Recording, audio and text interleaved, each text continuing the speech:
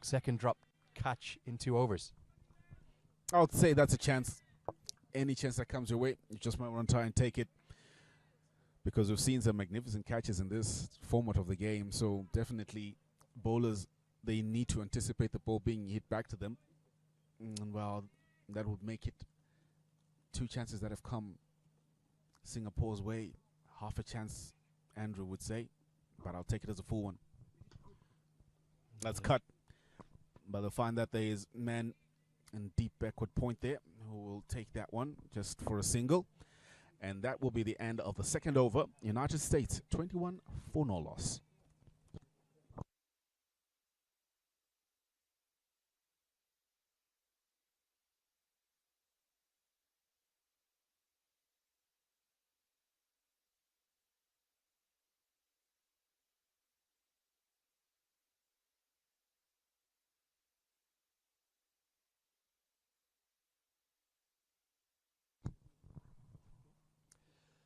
So I think we'll reintroduce everything for the morning. Andrew Leonard here, and you're very welcome along to today's coverage of game number 4 in this group number 8.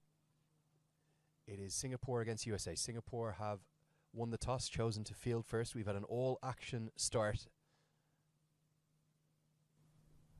to today's game with a drop catch. Stephen Taylor was dropped with the score on just 5 off the bowling of the Singaporean captain, Amjad Mahboob, who has the ball in hand here. Currently, he won the toss, chose to field first. And Stephen Taylor has looked an imperious touch in response. You just missed Manan Patel hitting a gigantic 6 into the leg side from the golf course end of the ground. You're watching the action now from the city end, as Singapore look to fight back after a heavy defeat yesterday to Zimbabwe.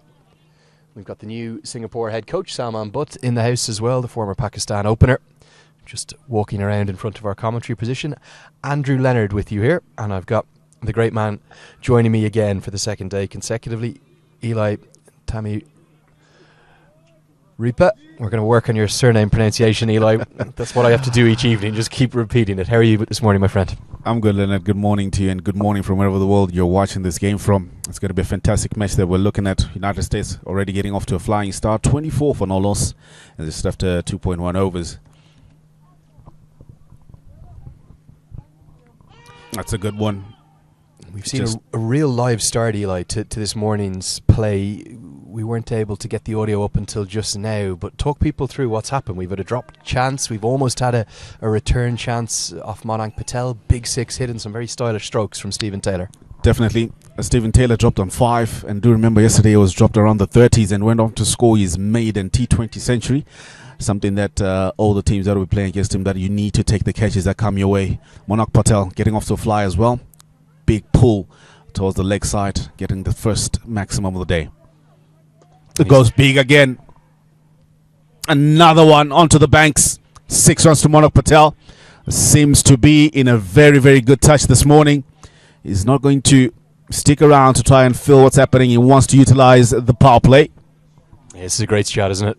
He just drifted onto the legs, Mahboob. The first shot was a back foot pull, or front foot pull that went for 6 into the leg side off the bowling from the other end. But this time Mahboob too full, and he's almost taken it actually from more like middle stump. Worked across it, but Patel wasn't happy with his performance yesterday. He spoke at length yesterday about that. He felt he'd let his side down on what he thinks is a good batting wicket, and that's what USA are making it out to be. Again, 31 runs up inside just 15 deliveries. It definitely is. It was a nice clip off the pads, I would say, but on middle stump, and he took it all the way. And most of the fielders, they ease the fielder right there at deep mid wicket, but he just watched it sail over his head. Good start by the United States. Good aggression.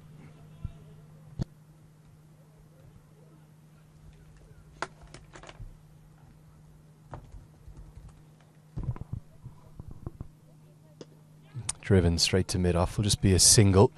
It's a power-packed American batting lineup. You think that we barely saw Jaskaran Malhotra yesterday. Aaron Jones knocked the ball around nicely at number 3, and then Gajanand Singh, I've already said, Eli, he's one of the players to watch in this entire tournament. Definitely quite a few names that have been playing in some of the elite T20 leagues around the world. from the Caribbean. Some have their stints in the IPL and CPL as well. So they definitely can see is some proper betting talent in the United States setup. Cuts again through the covers, but it just will be for a single. Stephen Taylor is timing it too well. Man who is so composed, calm and collected in terms of his shot selections. When he does hit it, he's got power in those big arms. Yeah, he's a big, strong man, isn't he? Been around international cricket for a long time. It was funny, I was catching up with a few of the Singaporean players yesterday, and they asked me how the first game had gone. I said, well, USA were quite impressive, Stephen Taylor in particular, and I can't remember which one of the Singaporean players it was. This one's driven, going to be wide of the mid-off fielder, and he can't get anything on it, so Patel will prosper with another boundary. Singapore's fielding is already showing them up here. Definitely the weakest of their three disciplines, and it's a very unhappy captain on your screen. The double teapot is out. That should have been stopped. Instead, it's 4 to the total. Beautiful drive. It was uppish but safe. In the air for a moment. Mid-off to try to cut it off, but then it was too quick for him, and all he needed to do was just retrieve the ball from beyond the ropes. 4 runs. Good way to end the over. Yeah, Vinath Bhaskaran just diving over it at mid-off, and I think it was maybe Manpreet Singh, the keeper I was talking to yesterday, who said that he made his debut in the same in a match that Stephen Taylor, where Singapore played USA back in 2009, and he asked me what age Stephen Taylor was now. And I said, oh, he's 28. He said, no, he's not. He said, yeah, he's 28, he is, mate. He goes, he must be more like he's nearly 40. He's been around that long. But Taylor debuted at 15, and that has been one of the best aspects of his USA career. They say the best batting years are kind of between your 27 to 32 region. Your eyes and your reactions are at their absolute peak, and also your experience within international cricket is at its very best. So Taylor may well have his best years in front of him. Made his maiden ODI century last month, his maiden T20I century this month, and it's an immediate change of bowling for Singapore. Janak Prakash into the attack. He's a beautiful batter to watch, Eli. Definitely it is. He's got a full flourish in terms of how he executes his shots. As you can see him just practicing being at the non-striker's end after clipping that one off the pads to mid-on for a quick single. So it's an opportunity for some of these players to really cement their position in the side. Stephen Taylor, the moments where he wasn't in the side, now he's looking to get back in and really get stuck in. Manak Patel also want to be one of the players to look at in this tournament. Good Yorker from Prakash, but that's brilliant batting. Instead of picking up a wicket, he's going to go for 4. You've got a feel for Prakash there. That's an outstanding piece of bowling, but Patel has just proven too good for it. Gets the bat down just in time, and such is his timing, he gets it away for 4. Magnificently timed by Manak Patel, the captain. If you look at that one in the replay, it was a Yorker just outside off stump, but he was quick just to open the face of the blade, trying to dig that one out, and it ran all the way past a third man for 4. Good shot. A really good shot. Good start by Manak Patel. Oh, that's a beautiful stroke. You're not going to see a better display of a straight bat throughout this entire tournament. It thuds into the advertising hoardings to our right, and that is the perfect off drive, albeit aerially. Beautiful batting from the American captain, Manak Patel. Magnificent straight drive right over the bowler's head. He held the pose, looked at the shot, looked good. No need to run for that one. That's 4 runs. Beautiful shot. Manak Patel flowing is already into the 20s and just off a dozen deliveries. Looking good today. Looking very good.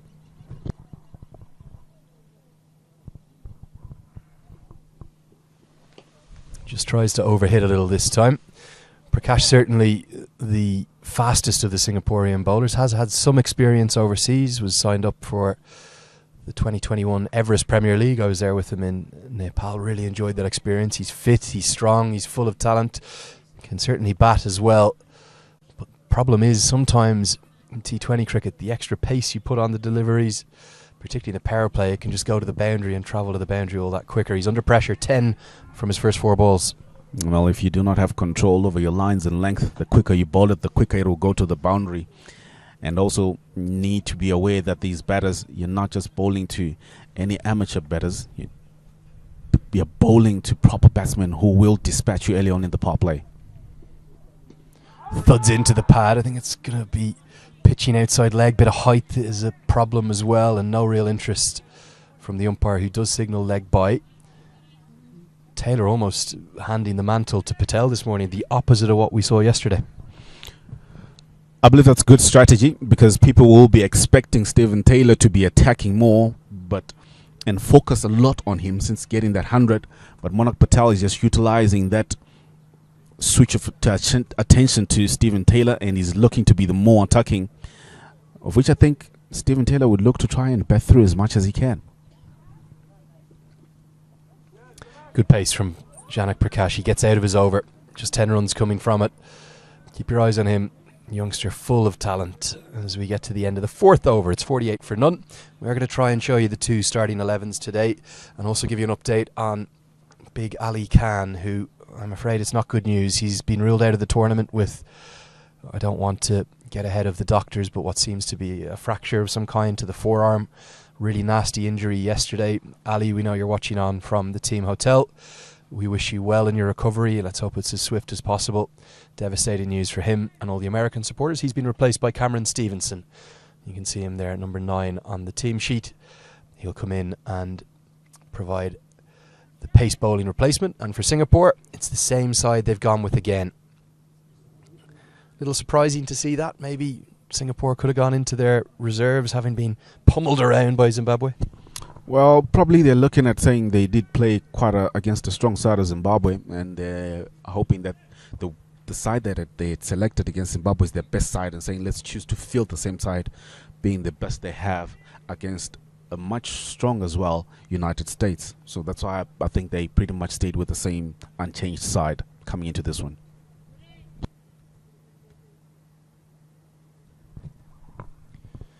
Yeah, Naveen Param, Reza Ghaznavi and Neil Anand, the 3 players to miss out from the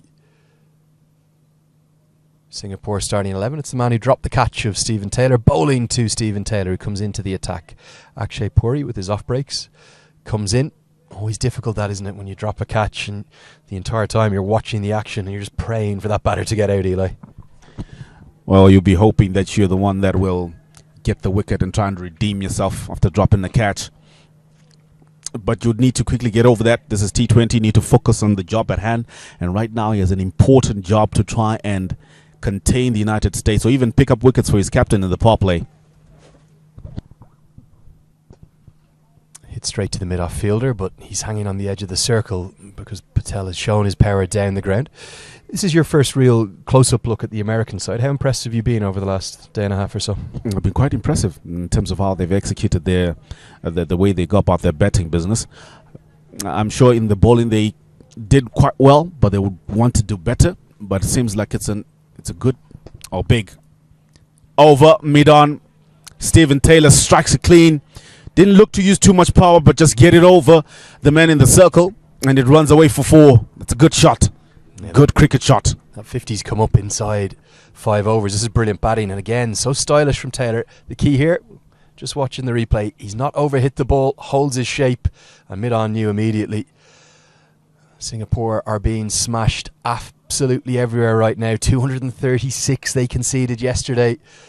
Many thought that Singapore might come into this event with Tim David, their Australian-born, or their Australian-qualified superstar, who was brilliant for the Mumbai Indians in the IPL this year, but he's remained with Lancashire up in the Vitality Blast and shorn of their real superstar, Tim David, who had a big impact in 2019 on the qualifier. It's been a chasing experience in the day and 4.4 overs they've played so far. 55 for none here.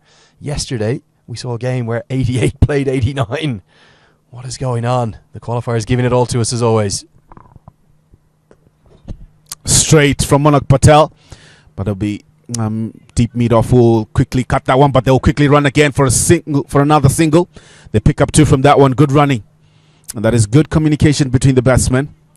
The call was loud and clear that they wanted 2 from that one, putting pressure from man in the deep to try and get to that as quickly as he can. Run rate 12 and over at the moment. Yeah, what a power play this is for USA. Dot ball.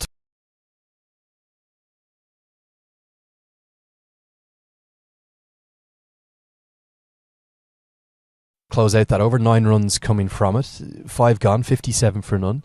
What's impressed you about the American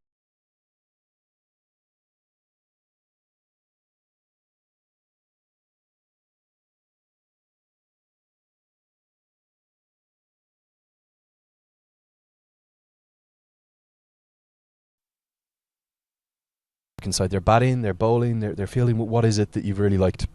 There, if 8 was required, what they were going, it would be 7, and if it was now getting out of hand a bit, they would know that they need to go at a certain particular rate in an over.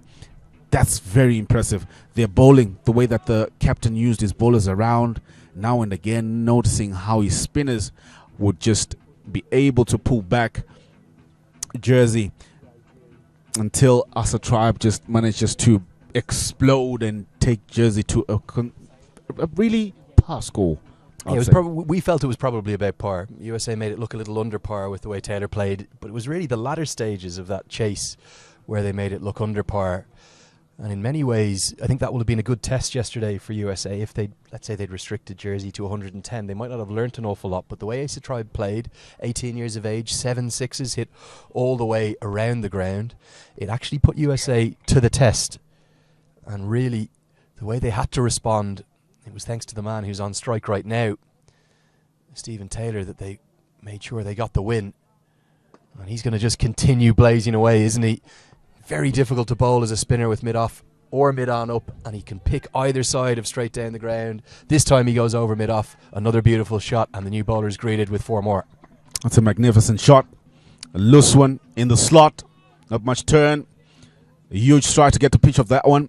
And he blasted over mid-on. 4 more. Stephen Taylor, a man in form. And if you give it to him in the slot, he'll definitely send you to the boundary. Yeah, the new bowler, Bhaskaran, comes in with his left-arm spin, and that's, again, probably not the ideal matchup. Your left-arm spinner bringing the ball into the left-handed Taylor in red-hot form. In the power play, you can only have 2 fielders outside the circle. He's gone with long on and deep mid-wicket, and his tactic here with that offside ring field, 5 fielders in the ring, he's going to hide the ball away outside the off stump. To try and just hoping that if it pitches short, then the man at tip backward square will be able to pick that pull, but he's just made a field change. Deep backward square comes in, and then it's got now a deep point as well. Mid-on goes to long on, then mid-off comes inside the circle. It was a double change, isn't it? He's brought the 2 men that were in the deep and the leg side both inside the circle, and now the 2 fielders he's allowed outside the 30-yard circle are on the offside, long off and deep cover. Will Taylor go over the leg side? Of course he will. Really strange piece of bowling, strange piece of field placement. That's gone miles over the rope. That would have been a 6 on any ground in the world. 80, 90 yards. He lost 1 ball down there yesterday. He might just have lost another one. Fantastic shot. Went down on 1 knee. A huge slog sweep that was. It was in the slot. Gave it the treatment. Poor bowling. Got the treatment. 6 runs to Stephen Taylor.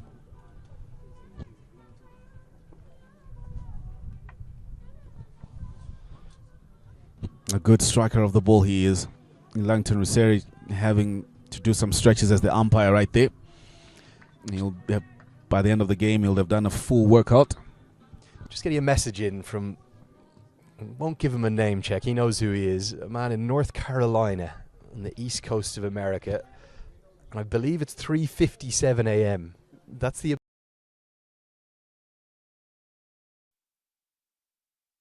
obsession that some American fans have, and he sent me one message saying, I think that might be the biggest 6 we've really seen. It was an almighty hit, but again, with Taylor's style, it's so languid.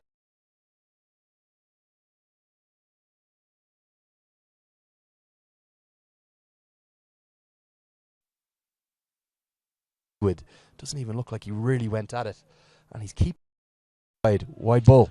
Well, we've been dispatched for 2 boundaries. That definitely puts you under pressure. And that's what Bhaskaran is under right now, and giving away some extras.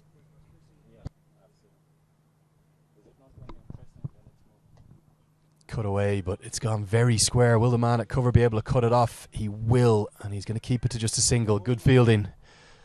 I suppose that's the tactic right now, just to get out of this power play for Singapore. But is the damage already done? I believe it is.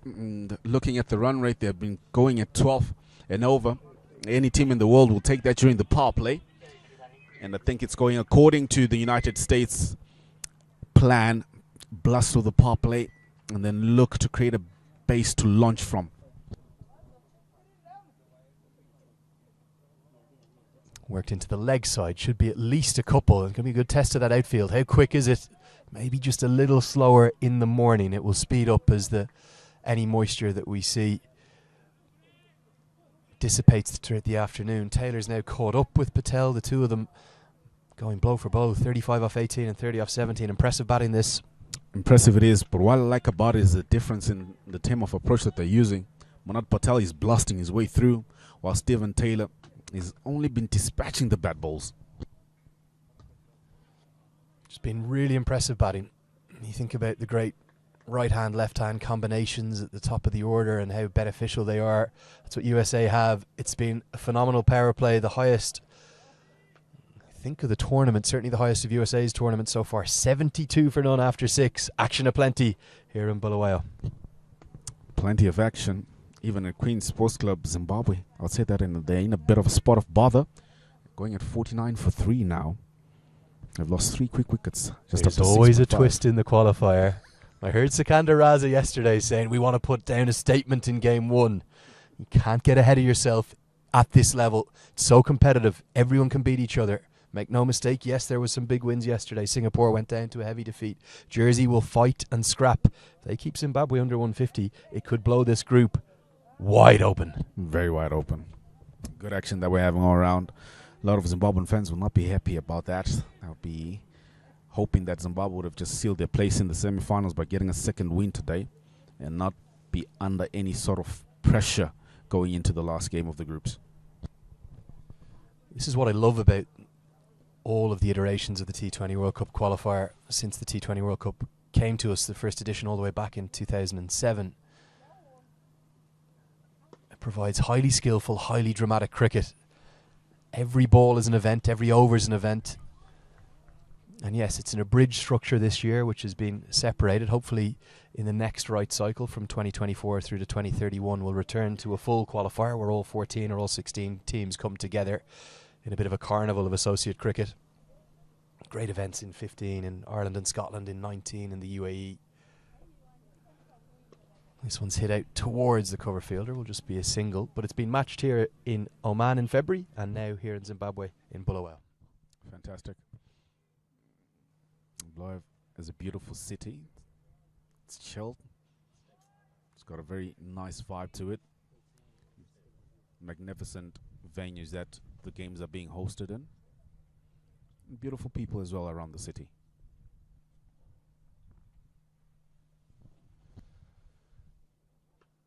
Cut away. Should just be a single straight to the sweeper. With the power play over, there has been a chance for some relief for Singapore. They're allowed 5 fielders outside the circle. And I think USA will be happy with maybe 1 boundary and over now and 5 singles. Can they pick up 8, 9 and over for the next 5 or 6? And then it could be into real blitzkrieg mode for the last 8 or 10. Definitely, I think that's the approach that the United States would look to take. A big, taken, magnificent catch out at Carl Corn, I would say. Good catch. Malhotra Patel trying to go down with the wind, but didn't really get it from the middle of the bat. Seemed like it came from the toe end of the bat, but the man on the boundary taking a fantastic catch. That's the breakthrough. They sorely needed it, and it goes to Puri. He hasn't got his redemption over Stephen Taylor.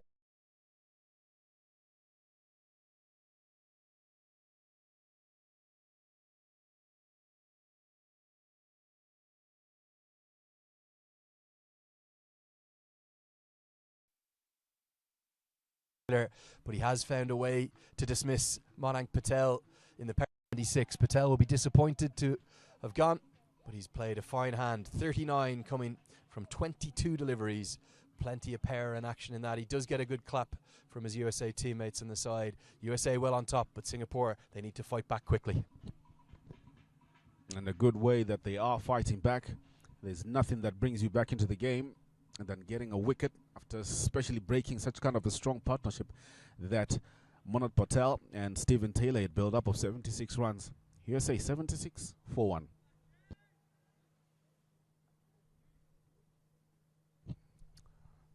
With the loss of that wicket, it brings Aaron Jones to the center.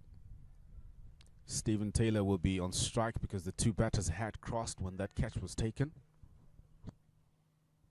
Yeah, that's a law that is going to phase out in the next couple of months. The MCC have announced, I think it's the 30th of September. I'm sure I'll be corrected on social media by someone if it's wrong. It's somewhere around September, October, with the new edition of the laws coming in. That will phase out, and probably a pretty good law change, actually. It rewards the bowler. It gives him the protection of bowling to the new man if he dismisses the batter with a catch in the deep. Taylor works that away elegantly again and picks up a couple of runs into the offside.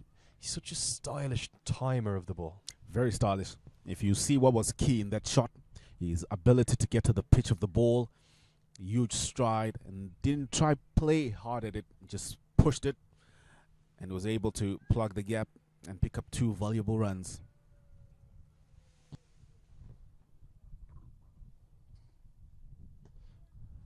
Good batting again. I think he'll look for 2 here. Aaron Jones is very, very quick, and they're going to do it at a canter. And that's that brilliant combination Taylor has of power and poise, because he knows that the fielders in the deep have to be on the rope because he can hit it over their heads. But when he doesn't get it quite where he wants it, he can work it away for a couple. That's a good way to finish the over. But in this one, Singapore feel that they had an upper hand in that over. They picked up the valuable wicket of Malhotra Patel, the United States captain. After 7 overs, USA 80 for 1.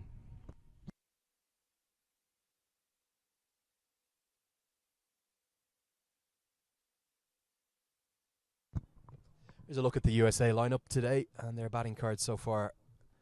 Plenty of power. That's not in batting order. I'd be certain we'll see Jaskaran Malhotra in next at number 4. Big hitting 6 hitter. And then Gajanand Singh, the stylish left-hander, at 5. And maybe Sushant Madani at 6, depending upon the situation that USA face. Do have the option of maybe bringing someone like Cameron Stevenson, who's known to hit a big ball, and Nisarg Patel, previous holder of the fastest ODI 50 for USA, before Stephen Taylor robbed that back off him against Papua New Guinea and Oman last year. Both very capable down the order.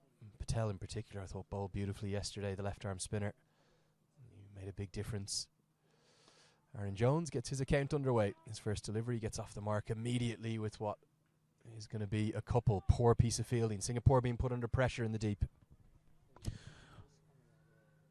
Well, in this format of the game, or in fact in this level of international cricket, you need to be on the toes, on your toes all the time, whether you're fielding inside the circle or out in the deep. There's no safe space on the field of play.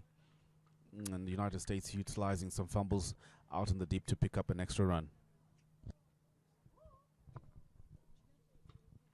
It's a good length, and that's the length where Singapore need to be. That's where Rusty Theron was yesterday. He bowled with good success, banging the ball into the wicket.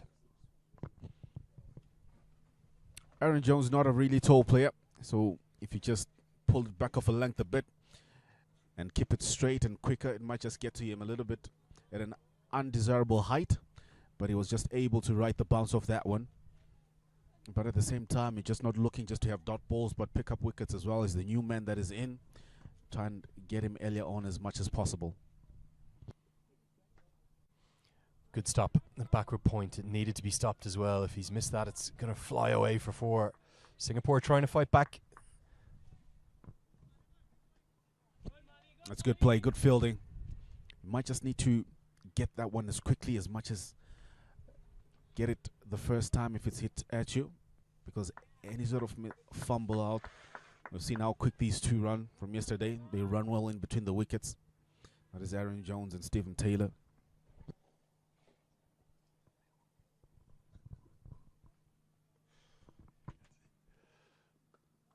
Guided away right off the face of the bat. The American batters, they've made batting look really easy here, and they're running between the wickets like Jones shows there. Has been highly impressive. Brilliant, magnificent running. Good call from Aaron Jones from the moment that he took off.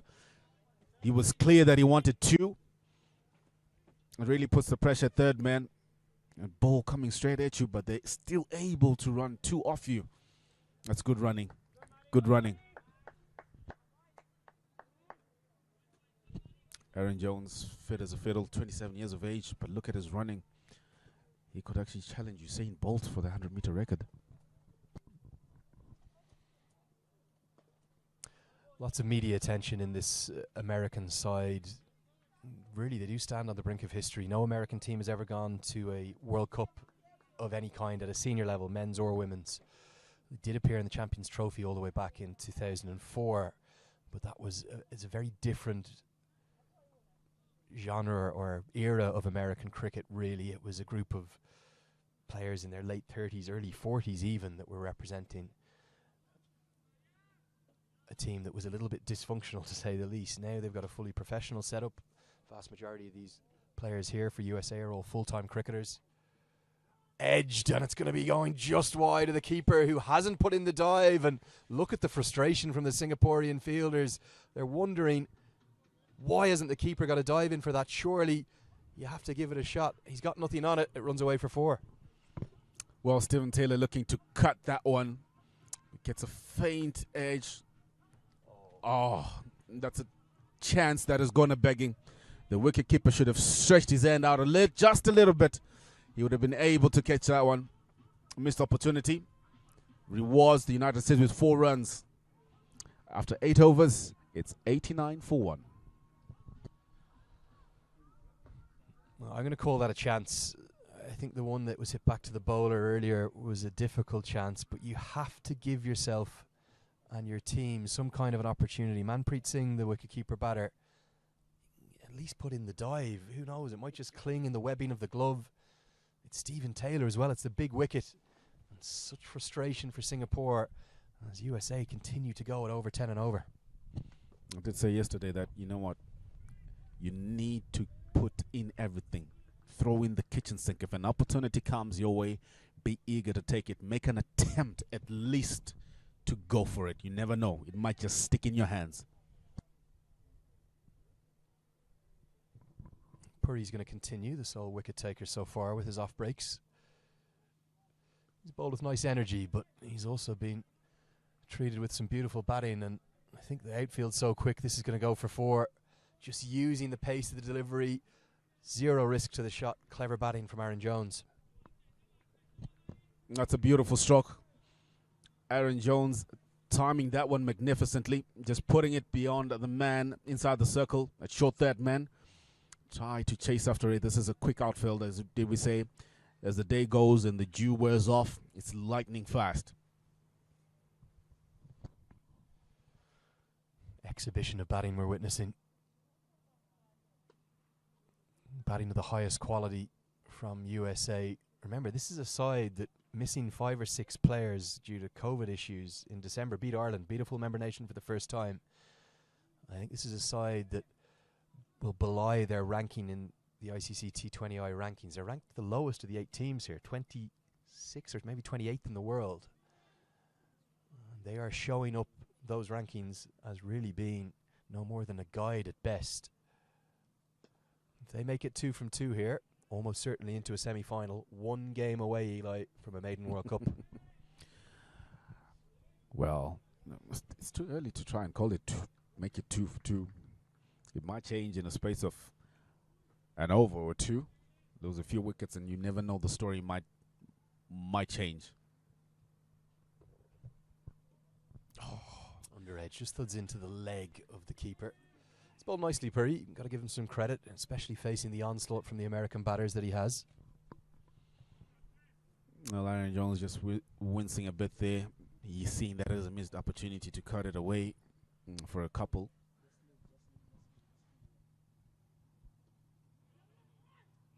No run this time. I suppose the thing for the head coach of USA, Aaron Kumar Jagadish, he'll be looking at not just his top 3, which we've seen at great length in the first 2 games, but he'll want to know his middle order is in touch as well, going into a big game against Zimbabwe in a couple of days' time, and what could well be a semi-final the following day on Friday. This one's heaved into the leg side and taken. A good catch. Puri strikes again. Not quite an action replay, but it's out to the same man, who takes a diving catch in the deep. Singapore have found a second, and it's thanks to their young off-spinner, who's bowled really nicely. What did I say? The game can change in a matter of few balls or an over. And I did tell you that if Singapore were to pick up a wicket, they might just have a chance of believing that they're still in the game, of which they are. They pick up their second wicket. Aaron Jones looking to go to the leg side in that one, not really getting it from the middle of the bat. And a good catch out in the deep. Yeah, Janak Prakash it is, Eli, who's taken not just one catch now, but two really impressive catches. He's an outstanding athlete, and that's what you need at associate level. Your fielding has to be razor sharp, particularly when you go up and play against the bigger teams. And that's a good catch out at deep mid-wicket. Get your best fielders into the key positions. They've identified for the off-spinner as that deep mid-wicket area being the crunch zone. And Puri has his second, Prakash has his second catch, and Singapore, they have life. Definitely they do. Puri would be a much relieved bowler after dropping Stephen Taylor earlier on. I think he's definitely redeemed himself for the 2 wickets that he has picked up now. 2 for 23, fantastic figures in 3 overs. That's good. Very good in this format of the game. We definitely do have a game in hand here.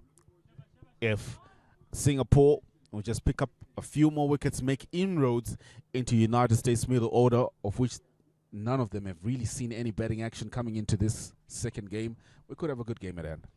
Yeah, and that's what they have to keep doing, picking up wickets.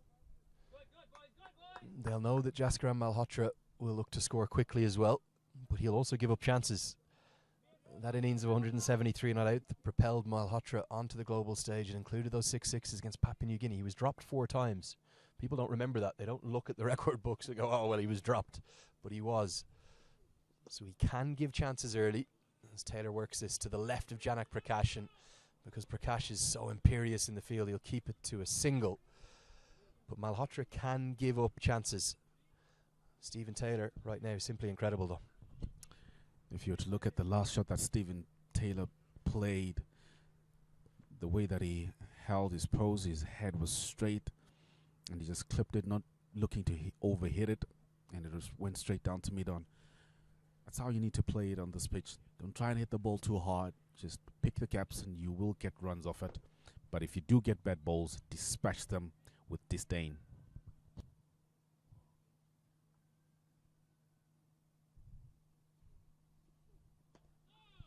Malhotra happy to just take a look at the pace of the pitch, the pace of the bowler. Singapore's preparation for this tour of Africa was mainly on home soil. They beat Malaysia in the first game, Malaysia who didn't get through the Asia regional qualifier, but then they lost twice to them, losing by 23 runs and 5 wickets on home soil under the floodlights there in Singapore. And they're probably the only side really not to have had an extended period here in Africa in advance of this qualifier. This one's cut powerfully. Oh, that's a glorious stroke. What a way to get off the mark. That's the power that Malhotra possesses. That's gone like a rocket to the rope. That's a beautiful shot. It was a well-timed cut shot. Look at that. Outside off stump in the slot. Cuts away for 4. Magnificent. Good shot. I'm afraid you're just not stopping that backward point. That was hit like a tracer bullet.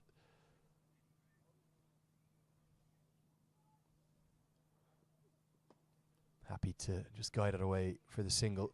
That's probably what's impressed me most today about USA's batting. It hasn't been the power. We know they possess the power, but it's also been the poise to identify when the ball isn't there to be hit and be happy with a single or a double. Well, that's what you need to do as a batsman. Respect each and every ball that you get. If it's a good ball, do play it with respect. And if you're given something where you can score off it, the even better. But also the ability to play good balls and get something off it makes it even much more magnificent, which is what we saw from Malhotra just now. That's going to go all the way. Stephen Taylor is looking on track for more records here. That one's flown, it's hit the roof, it's still travelling down the main road into the city centre, and Stephen Taylor is flying here for USA. It was too full and in the slot. leg side and picked it up. Look at that shot, magnificently executed. Held his head straight, swung his bat, clipped it off the pad. 6 runs, magnificent shot. Umpire would now need to bring the box. I know normally we just have a box available, but might need to order a few more if Stephen Taylor is out there. Yeah, there's a couple of the grounds team here at the BAC who are working so hard. I don't know how they get out there. That's miles down. It really is towards the main road that leads you into the city centre. You were talking earlier, Eli, about how beautiful Bulawayo is and how beautiful the people are. It's a special place. It's my first time to this part of Zimbabwe.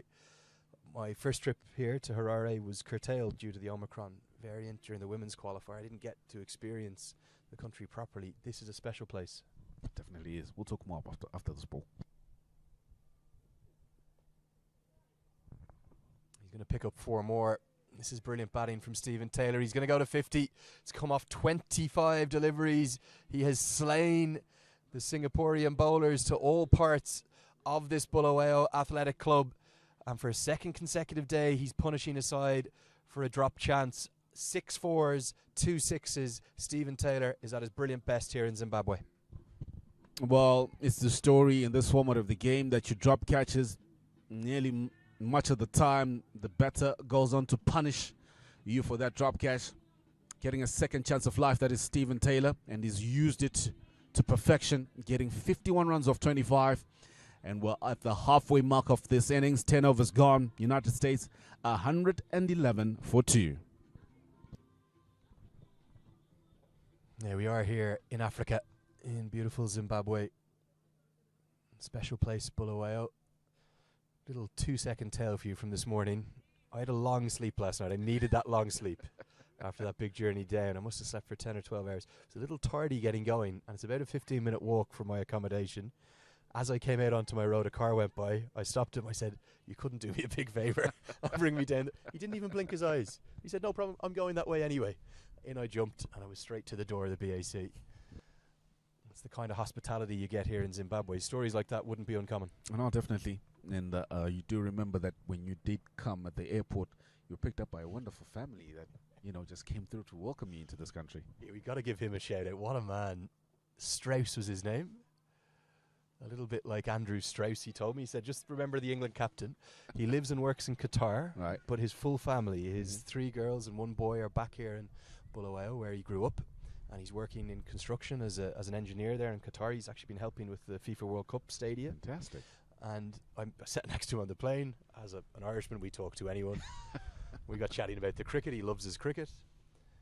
And him as the family are today at the Queen's Ground supporting Zimbabwe. Fantastic. So he didn't even know about the tournament until I sat next to him, and he was good enough to hang on and bring me into town. What a gentleman. Strauss, you're a legend. Fantastic.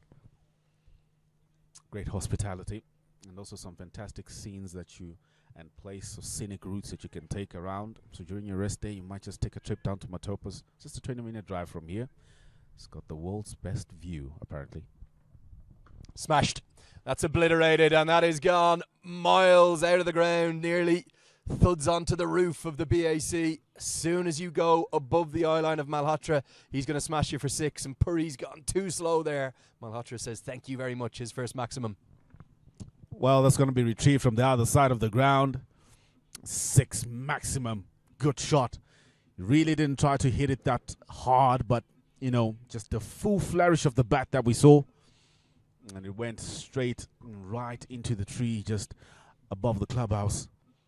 That's 6 magnificent runs. Looking good in the United States right at the moment. You were just saying one of the world's greatest views 20 minutes from here. That's a pretty good view from Jaskar Malhotra, isn't it? Fantastic. He's decided to get into the cap. He loves batting in a cap. Gets a better view of the ball, he says, off the spinners. Won't be able to get this away for 6. Happy to punch it down the ground for a single. Are USA making a statement over the course of the last 36 hours or so that they're here not just to compete but maybe to go to the World Cup? Well, definitely they look like a team that is serious about the reason why they're in this tournament, and that is to go to the World Cup. And that's a good thing. Zimbabwe would want to make the same statement at the moment, but it's 89 for 4 at Queen's Sports Club at the moment. They just lost the wicket of Sean Williams gone for 57 of 39.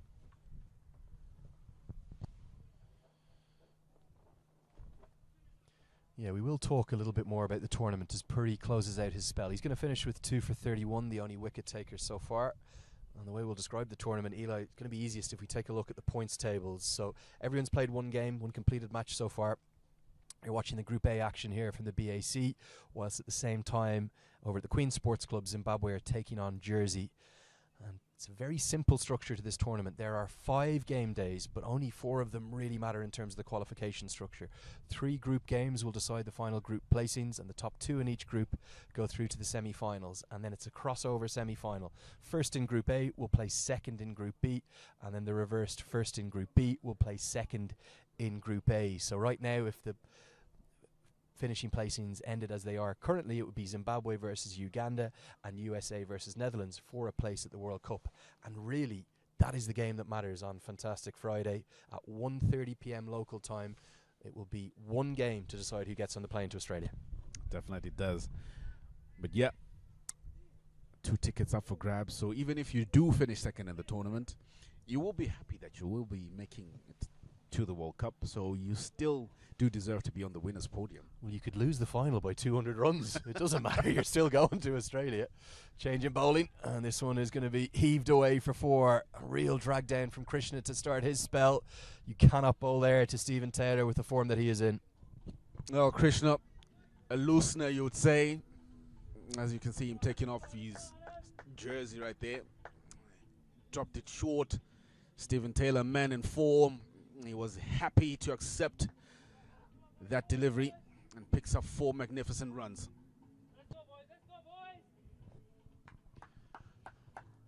Been pretty consistent, USA, at picking up more than 10 runs every over. If we have a quick look at the Manhattan chart as another ball is being searched for, and the signal from the outfield is they don't know where it's gone.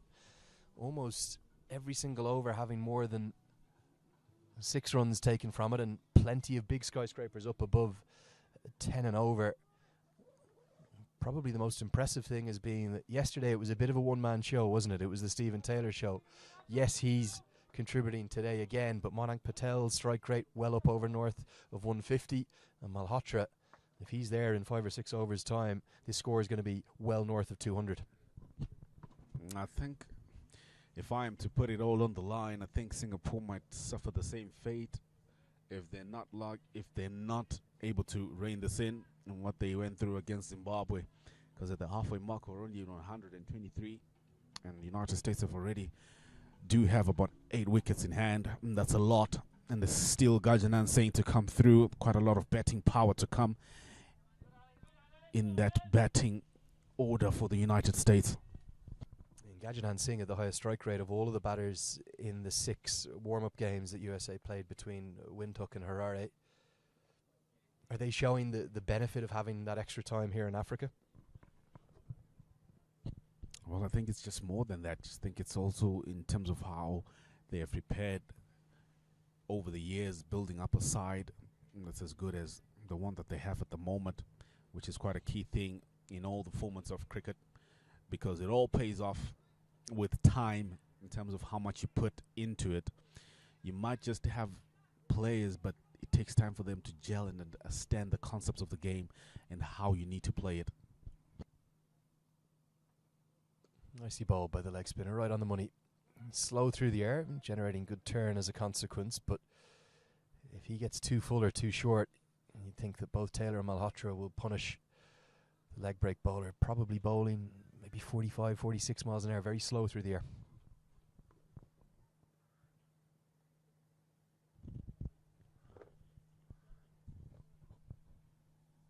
Heaved away towards the man, and it's gone straight to him. He's put it down. Oh, that should have been taken. That is a poor drop out at deep backward square leg. Taylor already given a life when the score, his personal score, was just 5. This time it's a dolly that's gone down at deep backward square leg. Well, what a gift that Singapore are giving back to the United States. The dangerous man, Stephen Taylor. And 57 again dropped, looking to pull that one away. Man out in the deep, came straight to him, down his throat, but was able to put it down. Drops a sitter, I would say. How much more will they live to regret that one? At international level, that has to be taken. It's as simple as that. We all know nobody ever tries to drop a catch, and you're devastated when you do. But that catch has to be taken, particularly when it's Stephen Taylor. Already dropped on 5 off the bowling of Mahbub. This time, off the leg spinner Krishna's first over. Taylor has picked out deep backward square leg perfectly. And on 57, he's been given another life. And that marks the end of the 12th over. 127 for 2. That's United States.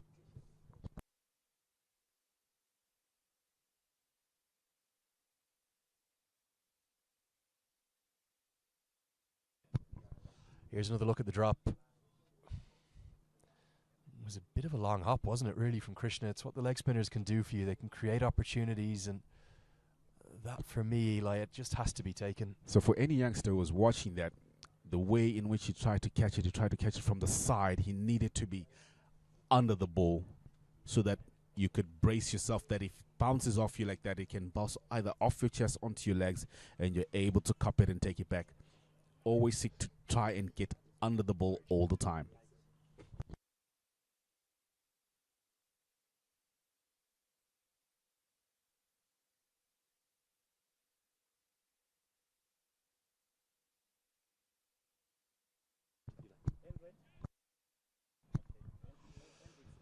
So Bhaskaran will have a change of ends and come into Jaskaran Malhotra. You just feel like the energy's been taken out of the Singaporean effort with that dropped catch. And they're going to be sick of the sight of Stephen Taylor by the end of this innings. They've been giving him 2 lives. More like it from Bhaskaran. One's got away for the single. Just trying to get a look at who's dropped that catch. Those are moments that will cost you the game. I will go back and reiterate what I said yesterday. Catches win you matches. You need to make it count, especially in this tournament with dangerous people like Stephen Taylor, already one of the leading run scorers in the tournament, already with 159 runs to his name at the moment. So definitely you need to take these catches and make it count for your team.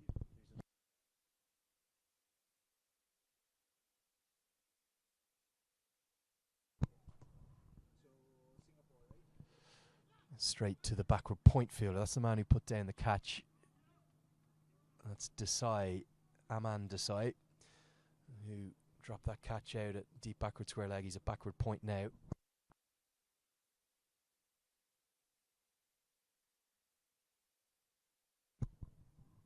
Smashed into the air. This is going to be another opportunity. Surely third time lucky for Singapore. Yes. This time it's finally taken, and Stephen Taylor's given it away. Janak Prakash is the only man in the Singaporean side who seems to be able to hold on to a catch. He's got all 3 wickets that have fallen so far in the outfield. Another good catch from him, and Taylor just couldn't keep it going. He's gone for 58. Well, Stephen Taylor looking to try and blow this one out of the park. It was wide and outside off stump, trying to do an inside-out shot, but only managed to sky it, picked up by the man in the boundary. A good catch in the end. That's what should have been done a couple of balls earlier on. Stephen Taylor departs for a well-executed 58. Good batting. His changing room will applaud him as he walks off the field. Yeah, his 4th T20 I-50 today. He's also gone past the landmark, the first American to go past the 500-run mark in T20 international cricket. He's their leading run scorer, ahead of both Aaron Jones and Manak Patel, who are in the top 3. Xavier Marshall rounds out that 4th spot, not in the squad this time, although he was part of the team that won the Americas qualifier in Antigua that gave America one of the 2 spots here from the Americas region, USA and Canada taking those 2 spots. Canada were in qualifier A, they missed out on Oman, but USA giving it a real rattle here in Zimbabwe in qualifier B. And for the first time in the tournament, we'll see Gajanand Singh at the crease, and he's a man who certainly you've been wanting to get a look at up close and personal. Definitely, I've just had a glimpse of him when he played in Texas, and also against Ireland. Just that's in the 50-over format. I really want to see what he has to offer in the T20 format, and also it'll be interesting to see how he comes into play just after the halfway mark of the innings. Will he look to blow or just try and ease himself into the game.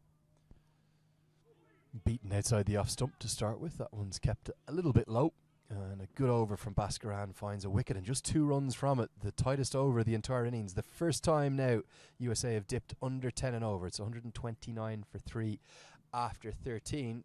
But some big news across from the Queen's Sports Club, and this won't please Eli too much, who I know is keeping an eye on the live scoring on ICC-cricket.com as well. There it is, Zimbabwe. They're top of the table, but they're in big trouble against Jersey. 100 for 5. Who would have thought that? Well, I think from what I've seen, and I'm not saying that I'm trying to defend Zimbabwe, but today I think they're playing a much better opposition to what they faced yesterday. And also that the wicket that they're playing on today is a little bit much older than the one that they had yesterday, where it was still new and the ball was coming onto the bat. This one, it's typical of the Queen setup. It's slow in the morning, and it only gets better as the day goes. I'm hearing lots of excuses there, Eli. Tossed up and driven into the offside by Malhotra. Surely going to be a couple as Prakash cuts off the boundary. It will be single, trot back comfortably. I'm going to be giving you awful stick if Zimbabwe can't get over the line here. I'll tell you that from where Zimbabwe are at the moment, the targeted score is 150 or 160. And that should be a good score to try and defend at Queen's. But with respect to Jersey, from what we saw in their batting yesterday, if it was 150 they were chasing, Zimbabwe may be still favourites, but Jersey will have a real chance. They will. What will be key is that as the day goes at Queen's, it turns. So you will see that the spinners will come into action a little bit more and be able to get some out of turn out of that one. So I think they're still pretty much in the game. Plenty of spin options as well for Zimbabwe. Sikander Raza, Ryan Burrell, of course. Sean Williams, Wesley Madere. Yeah, so many. Gajanand Singh is going to get off the mark. A nice shot into the offside. Should pick up at least a couple, he will, to get off the mark and get his strike rate up to parallel at 1 a ball. For USA from here, probably a good test for their middle order. They'll still be thinking of 200? Definitely, it's on the cards for them. It's what I would be encouraging them to do if I was ever in their dressing room, to say, you have the platform, you can launch from here. Gajanand Singh slashes at that one, gets a thick outside edge, and it'll run away for 4. It'll sort of ease his nerves. Not the way in which he would have wanted to get 4 runs, but he'll take it. Watch this a second time. This is the way Gajanand Singh plays. Watch at the very last second. He will open the face of the bat, and he'll actually slash that away. I reckon he was trying to get that behind square. He manipulates the ball beautifully, particularly on the offside. Very last minute, he'll open the face and he'll adjust his angles. He's a clever, clever cricketer. He gets his first boundary. Too slow and too full from Krishna. He's got to be right on the money at that pace. It's more like it. Thuds into Singh. No interest from the umpire at all. That little bit slower pace, Singh too early on the shot this time. And that keynote I did say, wait for it. Just wait. Take your time. Don't hurry into the shot. It'll come off a little bit slow on the pitch, but if you time it well, you will get value for your shot. Singh just happy to work that into the leg side for 1. I think both of these batters will maybe prefer a little bit of extra pace on the ball. They're being tempted and teased by Krishna. 10 runs come from that over. We get to the end of the 14th and score almost 10 and over, 139 for 3 now. There's the 6 bowlers used so far. Will we see Singapore turn back to Janak Prakash towards the death? I think they might have to. Or if they do have other bowlers that are in their arsenal to use. But he was quite expensive in his first one. Just went for 10 in his first over and he was pulled out of the attack. But I think the captain will look to see that the danger man who was sending him around the park is gone. So definitely you might just bring him back towards the end. Vinoth Bhaskaran, the left-arm spinner, will continue for the moment. Singh works that back towards him. Dot ball. Every dot is a winner in T20I cricket. 6 overs remain for USA. If they go at that sort of 10 and over mark, they will get to 200. Might be thinking north of that with the batting they still have to come at the same time. They'll need to get going in the last 6. Just be a single. Malhotra's been starved of the strike a little bit. I'm sure he'll be happy to be on strike at the moment. But if they are to look at getting 200, they would need to start get going now, because after this one, it'll be just be 5 overs left. And if it was in the 50 format, this will be around the 49th over, where you start to try and up things up a bit.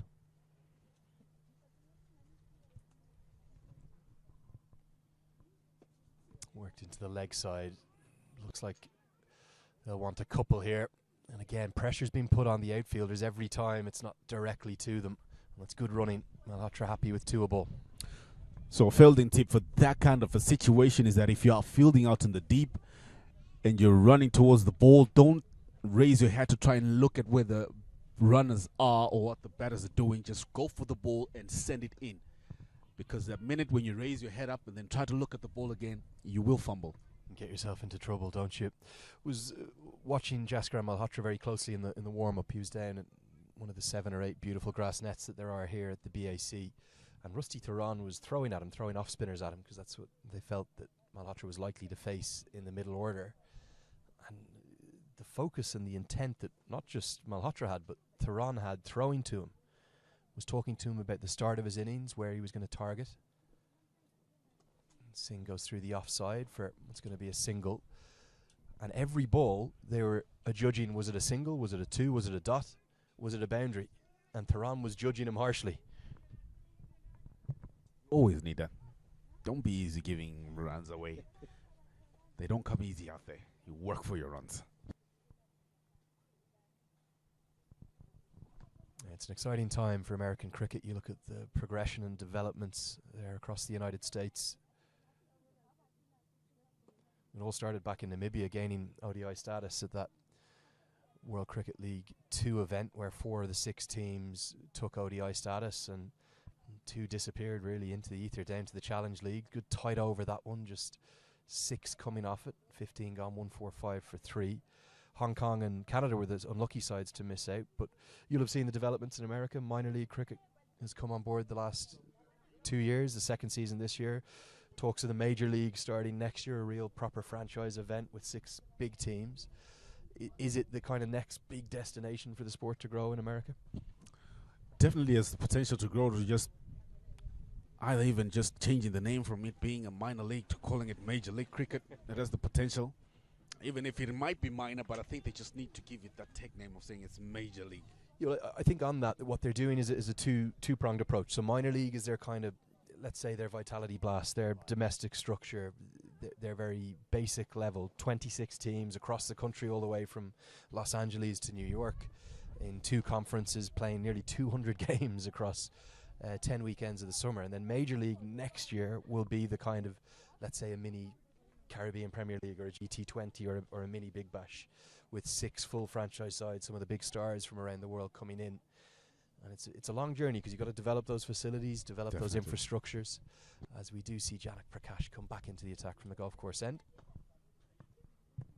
A pace on, full toss, but dealt with beautifully. But as we can see, good running from the American side. It was a good, loud, clear call from Gajanand Singh, saying that there's 2 here, giving Malhotra the strike again. Does it feel a little like Malhotra is just coming to the boil? He's about to blast. I'm sure with pace on, he'll be happy with that.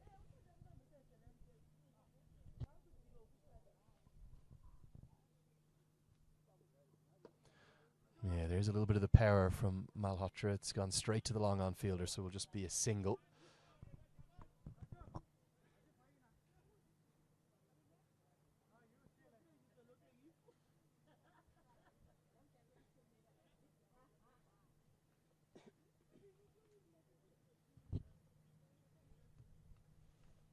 Gajanand Singh is now on strike facing Prakash. It'll be interesting to see how Prakash tries to attack Singh. Will he still stay over the wicket, or will he look to come around? Yeah, 3 fielders in the deep on the leg side, 2 on the offside, both the 3rd man and fine leg up in the circle. And for the moment, USA just dealing in singles, really. Well, 2 well, just one fairly new batter that they have out in the park, and they'll be looking to try and see how they go through these crucial last overs that are there. The way that United States are posted 149, 200 might be slowly getting off the page. Well, Malhotra says it's nowhere near off the page. I'm going to keep it in play. Not quite the maximum that I thought it was off the bat, but just a sort of swivel pull shot. Rushed for pace a little bit by Prakash, but well dealt with by Malhotra. First boundary of the over. Well, pitch is slightly short and it was picked up early. He saw the length and he went for it. Man at fine leg is quite fine, and then also man at square, it's quite square, so it was in a vacant region and he picked up 4 runs. Very safe shot.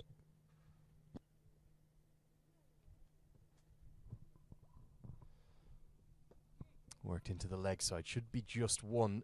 Zimbabwe in big trouble. Breaking news from the Queen Sports Ground. Milton Shumba now gone as well. With 17 gone, Zimbabwe 114 for 6. And Ryan Burrell is going to have to dig them out of a hole here. I think we should stop updates from that side. I'm going to be poking you all day whenever Zimbabwe is struggling. I said nothing yesterday when they were smashing it around. I'm going to give Eli fierce stick throughout this tournament, whatever Zimbabwe are playing. Good Yorker, well executed by Janak Prakash. Beats Singh through to the keeper. Just hasn't got going yet. Gajanand Singh and Jaskaran Malhotra. This partnership is going to need to guide USA home. End of the 16th over. We'll just get our graphics back up for you in a moment. But that is a hugely unexpected effort from Jersey for me. I thought that maybe Zimbabwe would be taking a comfortable victory, but even if they win today, it's not going to be comfortable. 115 for 6, 3 to go across there at Queen's. And you have to remember, in the Jersey backroom staff, they've got a former Zimbabwe head coach. Yeah, it was Alan Butcher right there, man who was at the helm of Zimbabwe coaching for 4 years. Though much of the people that he coached have left the sport and they're in various structures of Zimbabwe cricket, still he knows the place pretty well. A bit of a masterstroke from Jersey cricket getting him involved, you'd have to say. Captain's going to come back and he's going to be smashed well over the head of deep mid-wicket. That was a real loosener, wasn't it, from Amjad Mahboob. He's dropped a long hop down, no other way to describe it. And the six-hitter himself, Jaskaran Malhotra, says thank you very much. Well, that was a poor delivery, and it was treated as such and sent for maximum. And that just puts in pressure at the start of the over. If you've already gone for 6, you need to do well, finish off well. Going to be probably a couple here. I suspect Gajanand Singh will be happy to keep doing the running for Malhotra, who's starting to prosper now. That strike rate getting up well north of 150. And USA, they've got to be thinking of 200 plus here, surely, Eli. It's on the cards, but it just depends on how they go about these last 3 overs with another 4 deliveries to go after a wide ball called. Haven't seen much of that from Singapore, but the attempted change of pace from Mahboob goes down the leg side. Hasn't been the Singaporean captain's day. Only bowled 14 deliveries, gone for 30 runs. The side have generally been pretty disciplined, just the 3 wides prior to that.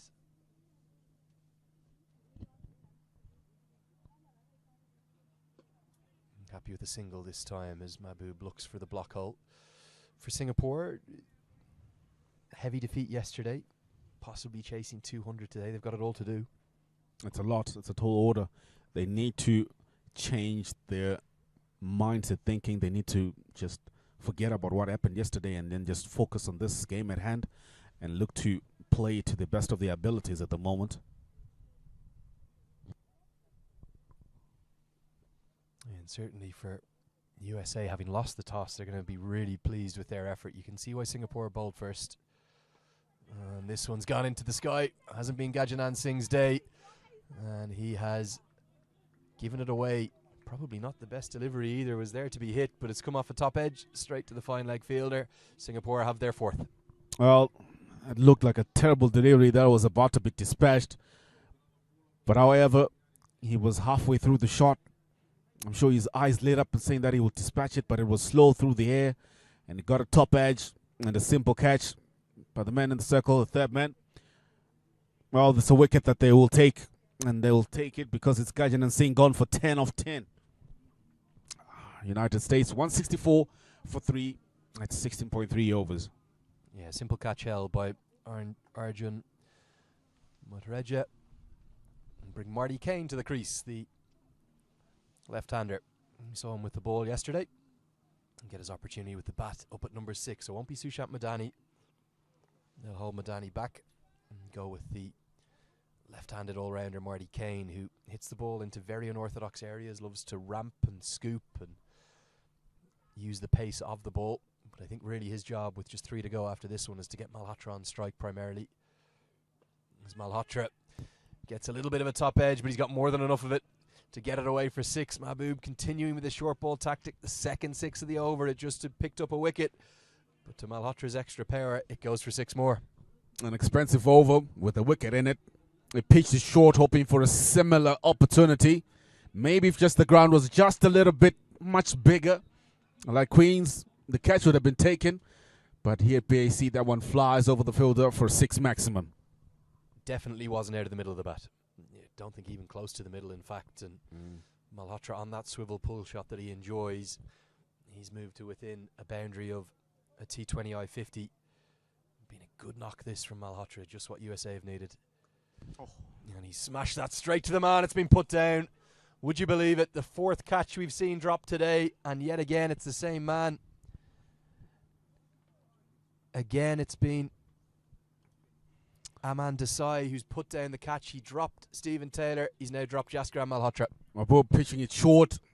Malhotra pulls it straight down his throat, drops it, trying to not ease the ball into his hands. Couldn't cup it well and drops a sitter. Missed opportunity. Oh, the captain and the coach will not be happy about that one. 171 for 4 as the United States find themselves in the 17th over. That's 2 very simple catches that Aman Desai has put down. The first one wasn't costly because he dropped Stephen Taylor on 57. He was taking a ball later when he was on 58. But I think Malhotra, in these final 3, he could go huge. He'll want to get to that landmark of 50. Malhotra's never made a T20 I-50, remarkably. He's close. He's right on the verge of it now. He just needs 3 from. He's already at 47 from 28, and he's on strike at the moment. Yeah, Singapore are going to rue these small moments that are having a big impact on their career. 7th wicket falls across at the Queen's Ground. Zimbabwe in real bother. Ryan Burrell now gone. 1-1-5 for 7 over there. The game that's going on at the same time. That's a lovely drive. Should get a couple. Marty Kane's very quick between the wickets. And Marty Kane is thinking of a 3rd. Malhotra says yes, he's going to get to a first T20 I-50. Not a great piece of work in the deep, but brilliant running from Malhotra and Marty Kane. And that's the landmark that he so wanted. He's known as a big hitter, but it's mainly come in ODI cricket for USA. And that is a first T20 I-50 for USA, for Jaskaran Malhotra. 29 deliveries, 2 4s and 3 big 6s. Well, it's a big moment for Malhotra. He did the Shikhar Dhawan celebration just now towards the dressing room. It's a special moment for him. He's not shy of confidence, Jaskaran Malhotra, and rightly so. He's worked incredibly hard at his game. He does love that inner thigh tap as well. But that's a good moment for him, and that's come at a good time. The one thing we were discussing, Eli, was has Jagadish Kumar seen enough of his middle order for USA? In the last 36 hours, he's got almost everything he wanted, with the exception of that injury to Ali Khan. I'm sure he has. Malhotra on strike. See how he finishes this out. Strikes it through the mid-wicket region. Just get one. Marty Kane is thinking of a second. The call is no. Yeah, Marty Kane's a real athlete and fast between the wickets, brilliant in the field, bowls that extraordinary left arm spin that he told me this morning. Yuvraj Singh described it as a bowler like a dying worm of an action, which I thought was a good description. We'll have another crack in the second innings at trying to describe his rather unorthodox, rather unusual left arm off spin style. But he hits the ball into funny areas, and he's happy for singles for the moment to give Malhotra the strike. He does pick the gap quite easily, picks up a single. That's his second run. Bringing Malhotra back on strike. Prakash would try and see if he could finish this over quite well. He's only gone for 6 so far in this over. He's got 2 deliveries to think about in terms of how he's going to go about it. And I'll tell you, Malhotra will be looking to free his arms more. He's past 50, so he can do anything. He have wickets in hand. A well bowled. That's a Yorker just outside off stump. Malhotra trying to get underneath it, but only manages to push it down too long on for a single. Again, the fielding tardy though, isn't it? Been really poor this time. Surendran Chandramohan out at long off. We saw him give up the 3rd run that allowed Malhotra to get through for that 50. Just sloppy throughout the day. 4 if not 5 drop catches we've seen. And real concerns. Fielding is important. Nicely driven, but straight to the man. Kane's going to keep the strike. 2 to go, 179 for 4. Will that be something Salman Butt's going to look at as the recently appointed new head coach of Singapore as being something they have to improve on to compete at this level? Well, definitely they need to improve on it. You have had 4 drop catches, 2 off one batsman and 2 off another batsman as well. So definitely it's an integral part of the game. There is nothing that gone are the days where you think that just bowling is important or batting is important, but also fielding is a crucial part. The likes of A.B. de Villiers and Jonty Rhodes have made sure that their teams over the years have gotten to win games by just being excellent fielders. Even India and the likes of England, they actually take that as part of an important part of the game. So every team needs to do that if they're to play at this moment of the game. And much will only be desired if these teams are to end up playing in the World Cup or any other big tournament. Bolden. Marty Kane looking to go across the line, and that's a better length from Mahbub. I prefer that, going a good old-fashioned hard length towards the top of off. Kane can't get anything on it. He's been castled, and some late joy for Singapore. They found half of the American batters now back in the hutch. Marty Kane felt that they needed to go at it. If they're to try and get to the 200 mark, Mahbub making it straight. You'll miss, I'll hit. He was looking to try and just play a stylish shot over the man inside the circle at fine leg. It's something we saw a lot at the T20 World Cup, the main event itself there in the UAE and Oman, the 2021 edition. We saw the kind of old-fashioned test match length almost come back into T20 cricket. Josh Hazlewood in particular. The bowlers deciding that if they can't hit the block hole effectively and efficiently often, they're better going at a good length. The reason for that, if you miss your Yorker by 9 inches, 6 inches either way, you're probably going to go the distance. If you go with that good length like Hazlewood has perfected, it's actually still difficult to get away. That's a good piece of bowling from Mahbub. Haven't been a big fan of his short balls, although one of them picked up the big wicket of Gajanand Singh. He's gone for 2 6s to Malhotra. It'll bring Sushant Madani to the crease in at number 7. A right-hander who's mainly made his name as a top order player in the ODI format has got a different role in the T20I squad. Coming in the middle order, and he'll just be looking for a single to get Malhotra on. Might have hit it better than that. I think he's probably going to get 4 here. What a start for Sushant Madani. Mahbub looks for the block hole. Again, I'm not sure why he's changed the tactic of going from a good length, and he's punished for 4. Well, a brilliant shot, well timed. No, on a mid-wicket, it's just a vacant region, and he timed it to perfection. The lightning, quick outfield, and he picks up 4 valuable runs. They will edge towards that 200 mark at 183 at the moment. He's got 4 more deliveries to come his way that he will need to deal with. Cutaway should be at least the single. It probably is a second if they want it. And Madani says, yep, I'm hitting them well enough, get me back on. Plenty of people tuning in from all the way around the world. It is early in America, but listen to this. 3:55 a.m. from Dallas, Texas, the former American captain Orlando Baker saying he's watching on, giving the boys 100%. He says the pitch looks flat, looks good for batting. I wouldn't mind being out there myself.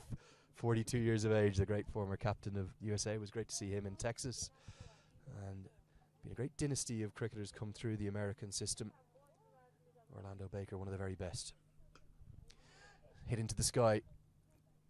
Going to be an opportunity, and that's a good effort. I don't think that's gone down. I think that's got that on the bounce, perhaps. Maybe 1 run saved as opposed to a drop chance at extra cover. Definitely hanging in the wind. It was just hit against the wind, so it was being taken away from the fielder, and he made a valiant effort to try and get to it. All the same, saves a run from there. Good effort.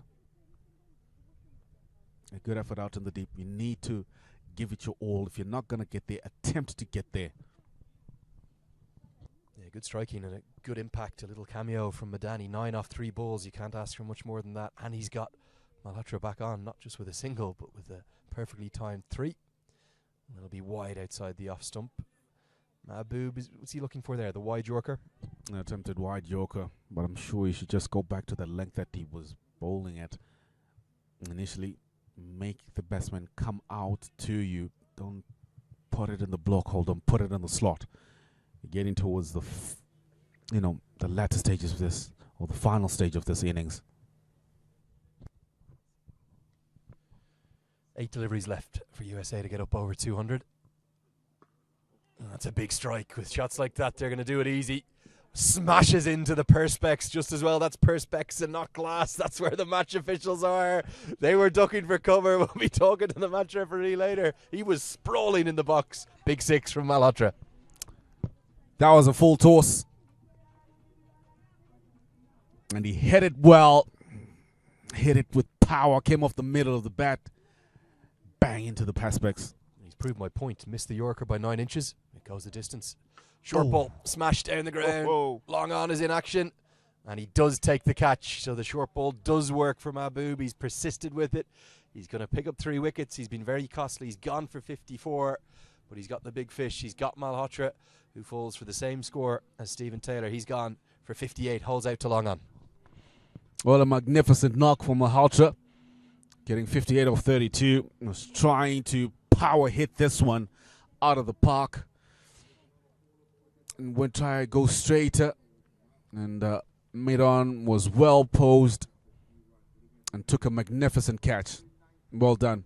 Sort of redeems the Singapore fielders in not dropping that one and taking it quite well. Nisarg Patel, it's going to be in at number 8. 1 over to go. USA should get up over 200. Singapore, they fought hard, but it's going to be a tall chase, isn't it? Over 10 and over against a pretty strong American attack. America going to be full of confidence to try and make it 2 from 2. Janak Prakash will bowl the final over for Singapore. Try and take some momentum in for his side.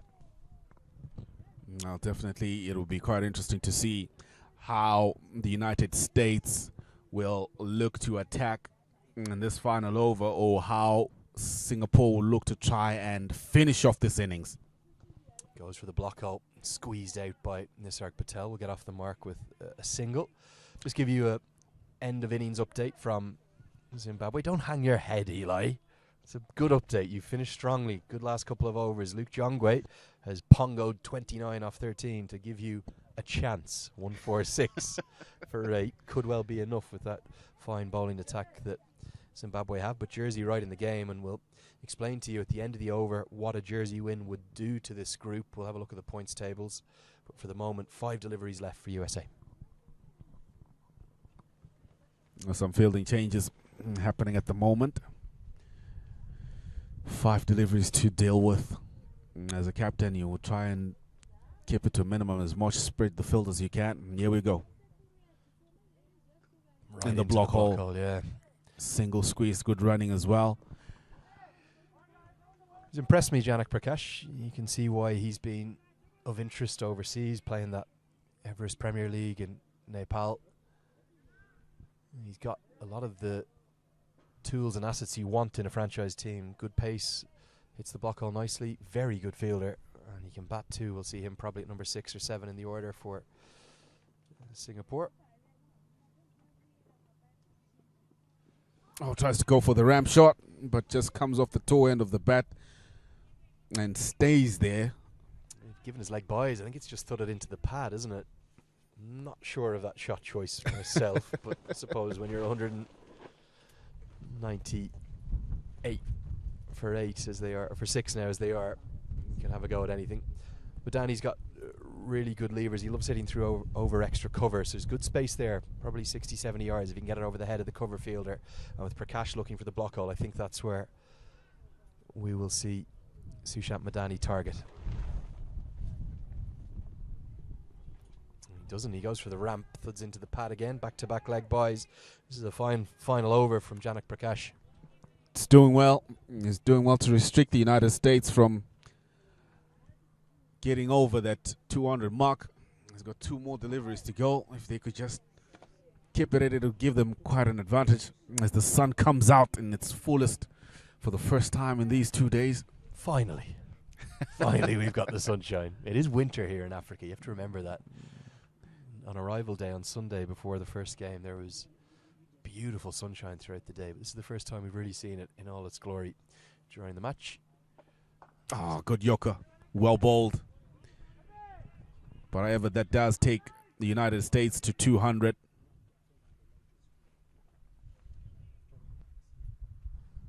And the 200 mark comes up with 1 delivery left. Prakash being encouraged by his bowlers to finish well. He's just been given away singles so far, and that's just about 5 of them. So how will he finish off? Yeah, the 200 landmark has been got to. Final ball incoming from Janak Prakash. He's just pulled out of his run-up. I think USA, having lost the toss, are going to be pretty happy whatever happens on this final delivery. Another paddle shot attempted. None of them have worked, and they'll scamper through for what will be signalled not as a bye. It's going to be given as runs. Might have maybe flicked the glove or something.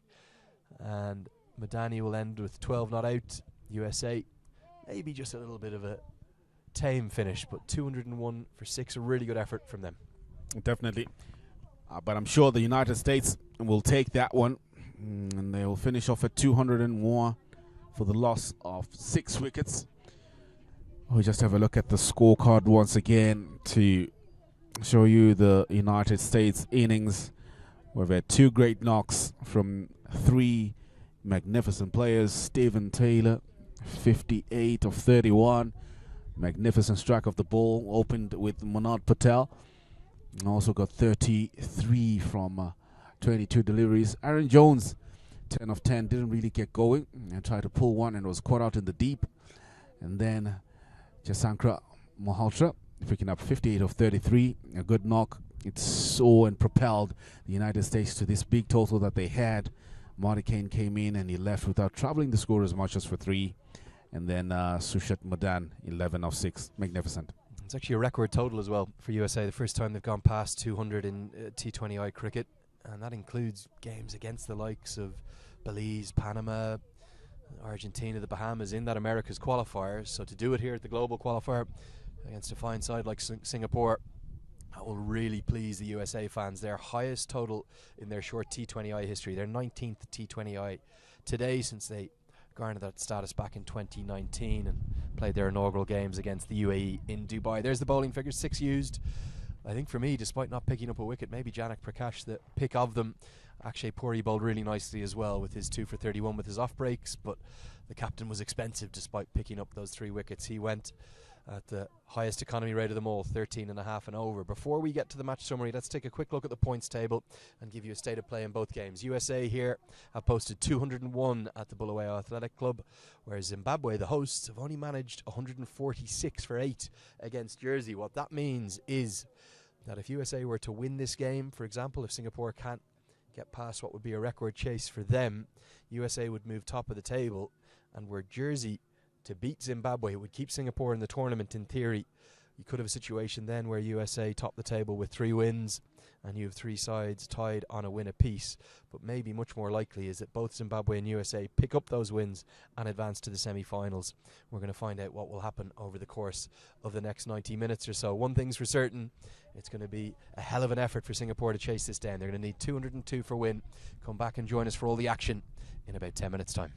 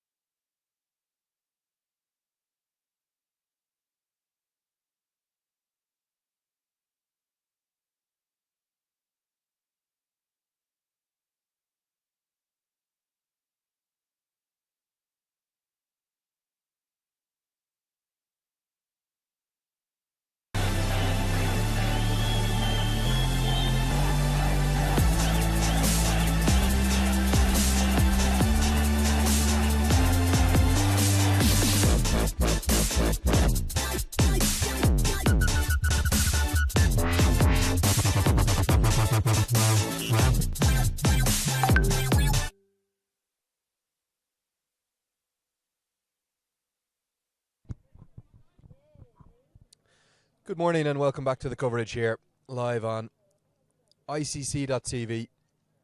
All the way around the world. We're on fan code in India and some of the other surrounding neighbouring countries of India. And across North America, you'll be watching live on Willow TV. USA have posted a record T20I total of 201. And Rusty Theron is going to get things underway with the ball for USA. He's clipped away for a couple. USA shorn of Ali Khan. Devastating news for him and their supporters. It's what looked like a really nasty arm injury. The ball smashed back at him. Nothing he could do in his follow-through to avoid it. And it means that Rusty Theron will open the bowling. And opening the batting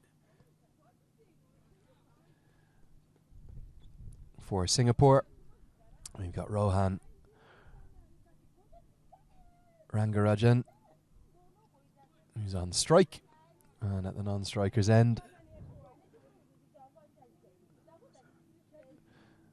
we've got Surendran Chandra Mohan, who's at the non-striker. That one just a little bit wide outside the off stump. Theron certainly bowling at good pace. Andrew Leonard here with you. I've got Eli Tamaripa alongside me, as he's been throughout the day yesterday and also today. We've got a great clash this afternoon, 2 on the cards. Uganda against Papua New Guinea. That will be later as Theron beats the outside edge. Nicely bowled. Eli, highly entertaining first innings of day 2 here.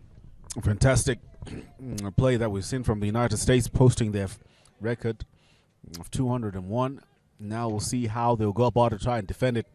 Meanwhile, we will see Singapore go after the chase. It'll be all good. It's good cricket that we're expecting all around. Rusty Theron coming in. Good pace as well. And that one goes through the slip. And just a single.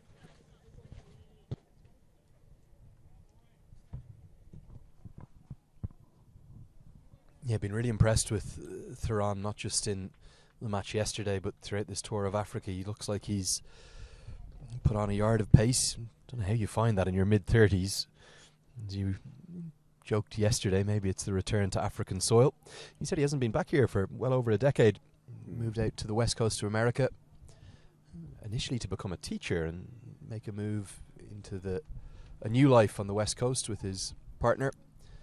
But cricket came calling again, first through some coaching, then through some playing, and then a return to international colours for the United States of America. Beautifully. Fantastic. That's a Jaffa. Well, if I was to describe it, a way that pace is coming from is that he's not trying to come in running hard, but what he's doing is that he is really bending his back and putting in all that effort, extending his arms and really going through with a nice follow through, and he's just getting just a hint of movement, which is good. A very measured approach, isn't it? It's a different Rusty Theron to the one that burst onto the scene and played for South Africa and played in the Indian Premier League, the IPL. He was kind of a tearaway quick back then, but a much more clever bowler now. And he is proving far too good for the 2 Singaporean openers at the moment. End of the first, Singapore 3 for none. How can they go about measuring this chase to give them some hope of picking up their first win of the tournament? For Singapore, what will be key is that they're able to utilize the power play and as well to rotate the strike, look to get singles if you can't get the boundary, so that you just keep at that required rate, just slightly close to it, and keeping a good eye on that one. If you get the opportunity to score big, they go at it. That needs to be the approach from the onset as well. Their batters would need to execute that confidence that they know what they're doing in terms of how to go about this chase. Play their shots when they get the opportunity, and as well look to just plug in as many singles as you can from the good balls. Never easy chasing 10 and over though, because you've 1 or 2 poor overs. That required run rate starts really spiralling up well north of 10 and over. Sarav Netravalkar is going to strike from his very first ball. Just a tame dismissal, wasn't it? Not quite sure where he was looking to work it, maybe towards mid-wicket. It's stuck in the pitch a little bit. Netravalkar often bowls these cutters, and it's chipped back to him for the simplest to return catches. USA strike. That's a soft dismissal if you're to look at it. It was pitched up. Look at the way the batter moved, playing away from the body. That's how it managed just to push it back to the bowler for an easy catch. Singapore, they lose their first. 3-4-1.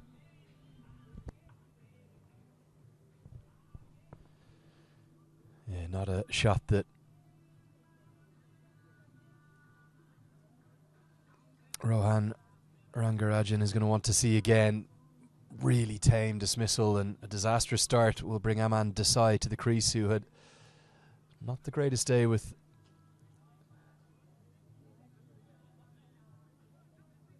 his fielding efforts. 2 catches went down in the deep.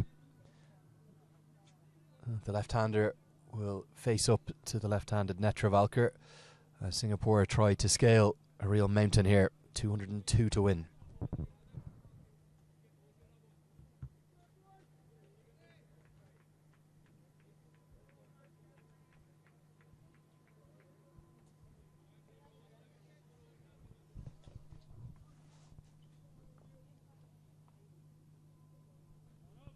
Dream stuff this for USA.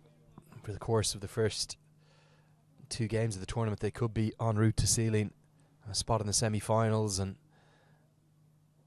a golden chance for that golden ticket on the plane down to Australia. And it's 2-2. That's a staggering shot to play from the first delivery. Saurav Netravalkar keeps things very simple. Right on a good length. The cannons into the top of middle stump. Singapore are in tatters. Simply to describe it, that's a poor shot off the first ball. They require just to have a look at what the ball is doing, not to look to drive or play across the line, actually. Pitched in middle, and then it came to swinging out. Middle stump gone. Singapore looks their second. 3 for 2. Well, Netravalkar, if he could finish with his figures. Well, he's on a hat-trick, isn't he? Definitely. Hat-trick, yeah. And 2-2 from his first 2 deliveries that he's bowled is going to give USA a chance at their first ever T20I hat-trick. There's been 32 in history, taken by countries as diverse as Sri Lanka, Belgium, Argentina, Malaysia, Malta even, going alongside some of the big boys like Australia and the West Indies. But right now, Saurav Netravalkar stands on the brink of becoming the first American bowler to do it. The last one was just 4 days ago, would you believe? Thailand taking on the Maldives in a T20I there in Bangui in Malaysia. And it was Cameron Sanamuntri for Thailand. Sirazal Idrus took one 4 days before that, so we could have 3 T20I hat-tricks in July alone. Like a good bus service, it comes in 3s. Can Saurav Netravalkar do it? USA on the attack. First slip in place, sort of gully in place. Covers come in catching as well. And there's big pressure on the new man, Singh, who comes to the crease, facing a fired up Saurav Netravalkar. Can Manpreet Singh, the keeper batter, keep him out? Here we go. Netravalkar on the hat-trick.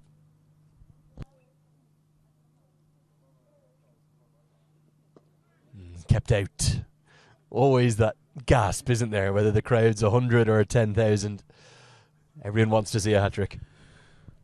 The batter will breathe, surviving that one, but still it's a good over. 3 balls and 3 dots with 2 wickets. 1 dot and 2 wickets in that one. I'm getting my tongue twisted a bit in that one, but what I'm just trying to say that it's a good over for Netravalkar. Well, 2 for He none. hasn't given anything, but has picked up 2 good wickets. Dream start, Eli, isn't it? Really is. And USA must be wondering, are they living in dreamland right now? A very confident win over Jersey yesterday, who fought hard.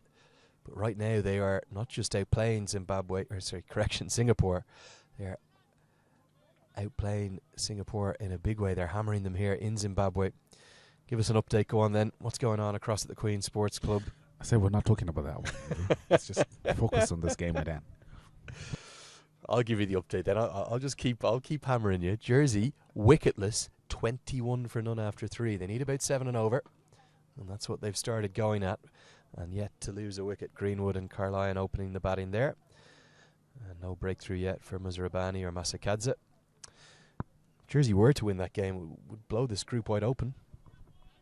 It would put Zimbabwe under a lot of pressure going into their last game against the United States, something that they would have loved to avoid. And if United States win this one, they'll be going to that one riding high, full of confidence. It would also bring in the prospect of a three-way tie at the top with 2 wins apiece. This one's hit into the sky. Going to be a chance down at third man and taken. It's a really good catch. It's very well measured by Jaskaran Malhotra, who's known as a wicket keeper, and it is a triple wicket made. And Sarah of Netravalkar, take a bow, sir. That is an outstanding over of left arm seam bowling. 2 wickets from his first 2 balls, and a great catch in the deep gives him his third. Batter coming down the track, looking to heave it over the bowler, but only managed the thick outside edge. Caught at fine leg. Good catch. Taken with ease. Even being the man on the boundary, still had quite a bit of distance between himself and the boundary. Good catch. Good bowling. Good over for Netravalkar. 3 in that over for nothing. I'm not going to call that a good over. I'm going to call that an exceptional over. A triple wicket maiden. How many of those have we seen in T20 international cricket? If you're watching on, maybe you can tell us. I don't think we maybe have seen one before. 3 wickets in the over. No runs. Netravalkar, he's on fire here in Zimbabwe. And what a spell. What an over of left arm seam bowling. You're going to have to do well to prize the ball out of his hands. Singapore, they're a rabble. This batter here looks like he didn't even have the pads on a few minutes ago. He had to sprint out to the middle. And USA, critically, not just looking at a big win, but also if they can take a massive win, it's going to put them in a net run rate position whereby if we do end up with a 3-way tie at the top of the table, and that would come about if Jersey were to beat Zimbabwe and go on and beat Singapore tomorrow, and then Zimbabwe were to beat USA tomorrow, it would leave 3 sides, USA, Zimbabwe and Jersey, all with 2 wins apiece. I'm getting ahead of myself here. I know. I can tell by the look you're giving me, Eli. But it's a possibility, is my point. It's a possibility. Anything's a possibility. And the reason I'm bringing that up is that it means that then net run rate comes into play.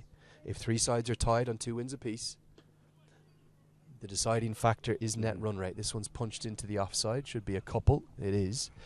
And the reason why I'm saying that again is because if USA were to take a massive win here, will put them in a very good position going into the final day, even if they were to lose to Zimbabwe. Definitely. And that's something that they should look to try and do at this moment in time. That is the United States to win this one comfortably. And at the moment, already making inroads into Singapore side. 3 wickets down, 5 for 3 in only 2.1 overs. Rusty Theron back in the attack from the city end. Yeah, and Manik Patel is on the attack. Slip and gully in place. Rusty Theron right on the money. How big a blow has that been for USA to lose Ali Khan? He's not just a star of the associate game, the American game, but all the way around the world in those franchise leagues. Well, it seems he might be out of action for quite some time, but so far the United States, in terms of how they've gone their business earlier on, they really haven't missed him that much, so to say. Seems like they do have measures in place to cover in that gap, and so far Rusty and Netravalkar have done so well. It's going to be 4. Just a old-fashioned leg glance. Rusty Theron just strained down the leg side, and it's gone, what, 5 yards to our left. You might have even heard the audible crash into the metal hoardings around the ground.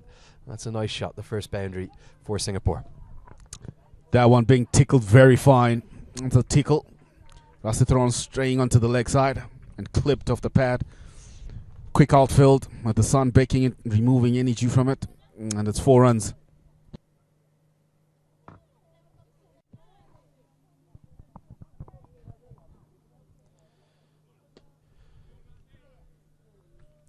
Yeah, been really good from Theron, just losing his line the ball before.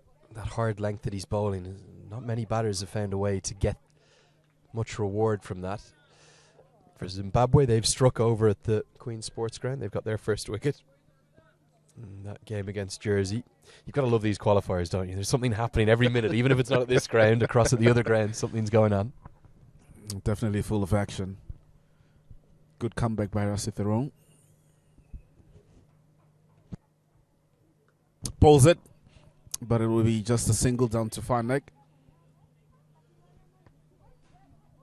We saw in Qualifier A in Oman that in some ways the group form didn't really matter when it came to the semi-finals. Nepal had been perfect in their group, winning 3 from 3, but then they put in a really poor performance against the UAE, and the UAE took one of the 2 qualification spots, went on to beat Ireland in the final. Ireland were pretty poor going through their group. They lost heavily to UAE. They really kind of squeezed through their group in second place, and then they completely outplayed Oman in the other semi-final. So for USA is the concern not about their form coming into the semis, if they're going to get there, but the fact that it's all going to be about that one day on Friday. On Friday looking to be the D-Day for quite a number of teams here.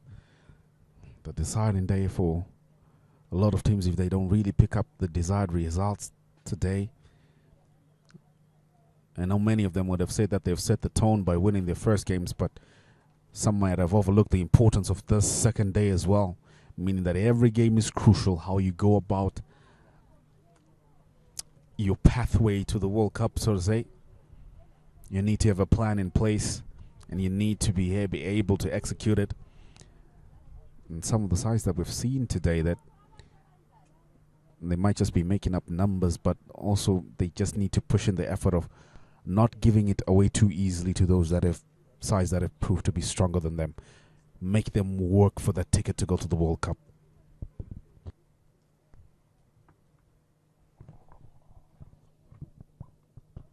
Give us a sense, Eli, of the scale of that prize, getting to go to a World Cup. Zimbabwe obviously missed out in 2021. They weren't even actually allowed to play at the qualifier due to some governance issues at the time. But missing out on a World Cup for countries at this level, the sides ranked, let's say, between 10th and 30th in the world, it just means the world to them. Well, it does mean a lot, and I'll tell you the importance of it after this ball from Netravalkar.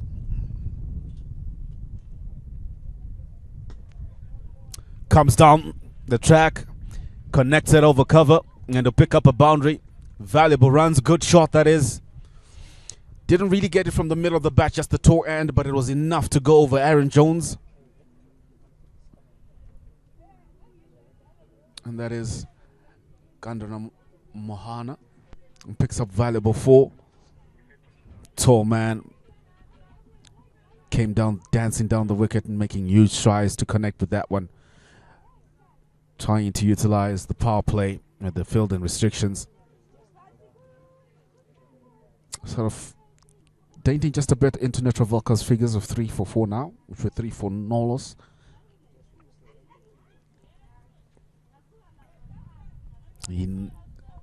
Singapore need to give themselves a chance. They need to go down fighting. Keeper up to the stumps, Malang Patel. Good glove work as well. Yeah, give us a sense, Eli, of the importance of World Cup appearances for these developing nations. Well, the best example that I can give you is Namibia. But the fact that they played in the previous World Cup, they were able to qualify by finishing quite well within the first 2 rounds and going to the Super 12. And now, look at them. They got automatic qualification in the way that they've been preparing for the tournament, playing against Jersey in the United States, and they also came to Zimbabwe. It does give them that flourish of saying that they are developing as a nation. They have good cricket structures, and it's very, very important for the development of the game in the nation that they can be able to carry themselves with pride.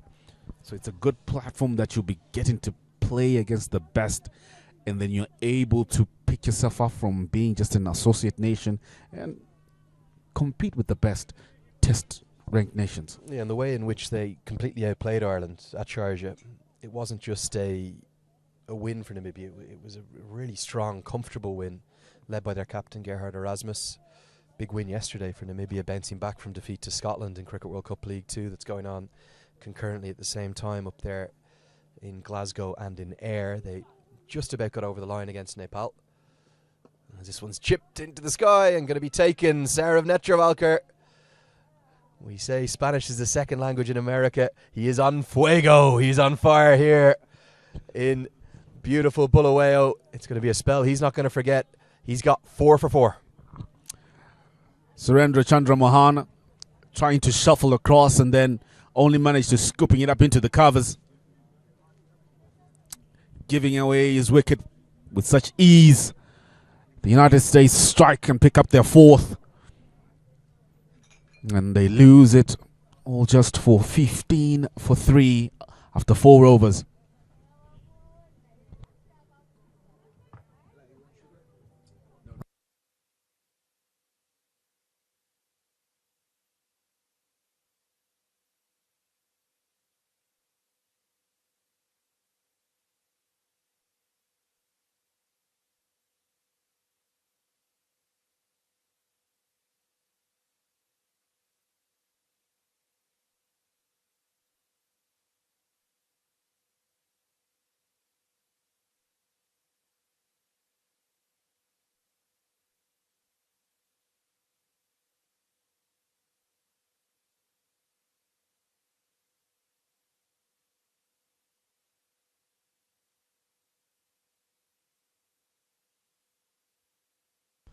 So 4 wickets down early, inside 4 overs, and this has been the most devastating one-way performance you'll see maybe in the tournament.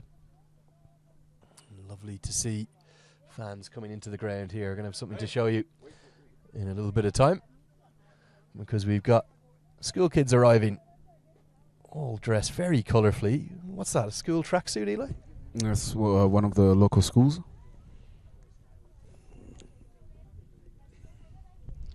I've come just to watch the game. Having to teach them about the sight screen as well, aren't we? Can't walk past there. Good shot. Yeah, 4 runs for Janak Prakash. He's had a good day with the ball and in the field. Starts nicely with the bat. Punch square and gets 4. Magnificently timed. Good time of the ball right there. Just waiting for it to come through, and he cut it well. Picks up 4 valuable runs for Singapore.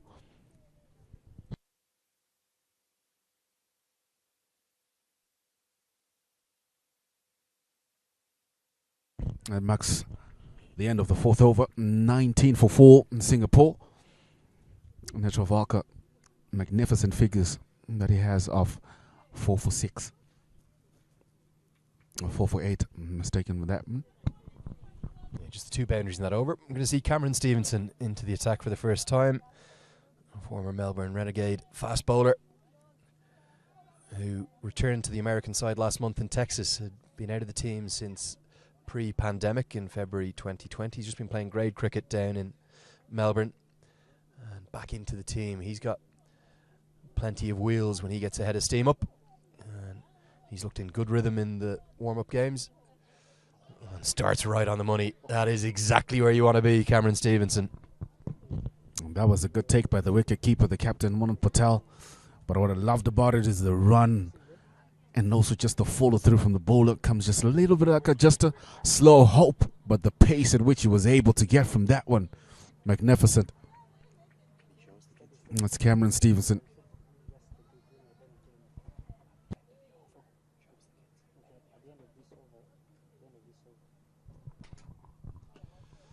Yeah, right on the money from Stevenson. And big asset for USA to have missing Ali Khan due to that arm injury. Believe he is definitely going to be ruled out of the tournament. We'll wait for the official announcement from USA Cricket, which should be today. You'd imagine if they're going to get a replacement player in, he's going to need to get his skates on. It's only 5 match days here. That means that he'll need to get here as quickly as possible. And also maybe just gives, I know it's an unfortunate thing, but it'll give other players a chance. Well, I'd say all the fast bowlers in the minor league that's been played all the way around the United States will be waiting anxiously for the call. Will they get the nod to come in and replace the star Ali Khan? I'm sure they're sitting at the edge of their seats, raising their hands up that I'm available.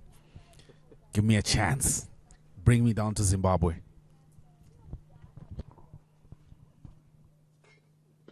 Hit back to Stevenson. He's a brilliant fielder, and he takes a very athletic catch. It's a sharp return grab. There was no timing, beaten for pace, and Stevenson strikes into the team today. That's a fantastic caught and bowled effort. That's a magnificent caught and bowled by Cameron Stevenson. He was still in his action when that one came back at him. And he was able to reposition himself to take a magnificent catch. Diving just across the pitch there. Picked it up. Threw it up in the air. Good celebration.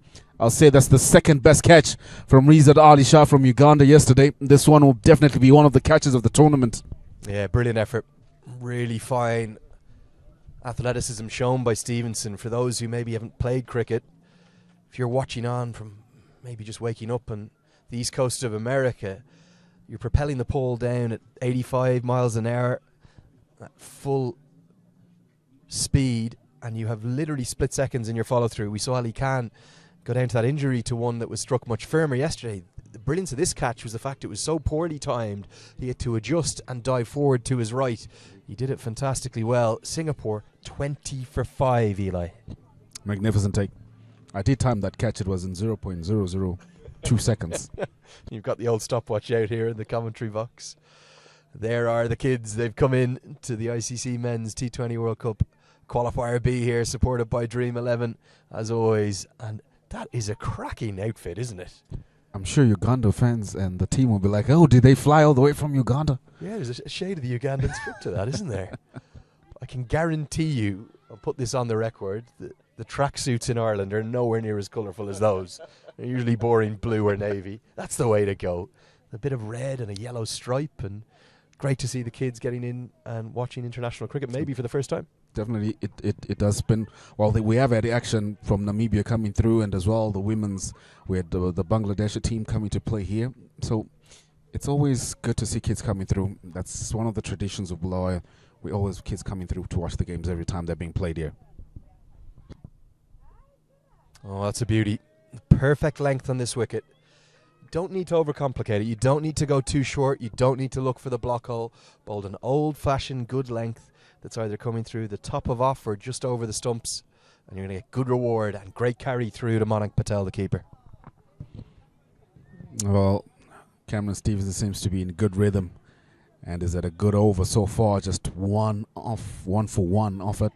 Needs to finish off well with the last delivery. Let's see how he goes about that. Great over. Really good stuff from Cameron Stevenson. Just the wide coming from it. He's got 1 for 1, 5 gone. Singapore in all sorts of trouble. 20 for 5. The return of international cricket to Zimbabwe has primarily been played up in Harare. So to get things back here to Bulawayo, since the dearth of international cricket we've seen for some of the lower ranked test nations and the developing associate nations, it's a really big deal to get cricket here in Bulawayo again. It is. It's quite a big thing. And also even just some of the warm-up matches that were spread around the country. I know some teams did play warm-up matches in Harare and others were in Kwekwe, which is Midlands, just like half and half between Harare and Bulawayo as well. Just for them just to get those warm-up games, it's quite important in the development of the game in Zimbabwe, because the youngsters, they get a chance to see some of these guys playing for their nations, and it urges them to have that desire as well to represent their countries also at a similar level and see some of the beautiful shots and learn a few things from just watching the game. Netravalkar will continue into his third over. Got to come around the wicket though. It's been immaculate. 4 for 8 he has. Quite extraordinary figures. He's just proved too good at the moment for Singapore, and you'd have to think that they have a huge number of questions to answer. Even if Jersey were to go on and beat Zimbabwe, Singapore's net run rate's going to be in such a bad position, they're essentially going to be out of the tournament. One of the crucial things that I will tell you, Andrew, from what we've seen from the 2 innings so far, is that the ability of the United States bowlers to be taking singles inside the circle, which is something that the United States at the moment have not been allowing Singapore to do. That shows us a difference, just a slight difference in importance in far of fielding importance. Yeah, and that's something that Jersey certainly held their own at against USA yesterday. America were excellent in the field, very swift to the ball, showed off all their athleticism. Jersey probably went toe for toe with them with that just that one difficult drop chance of Taylor that was very costly, put down on 31. But today Singapore were run ragged, 5 drops, plenty of fumbles in the outfield.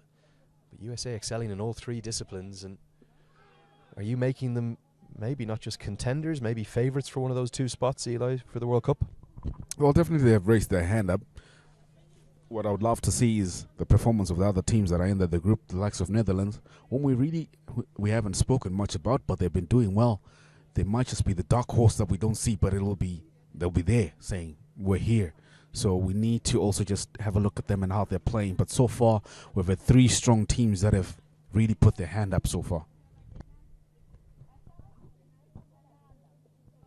And don't rule out Uganda either. I know they made a bit of a dog's dinner of that chase, trying to get 88. And God, if the catches were held in the final over, they might not even have got there. Real drama right the way to the death here at the BAC.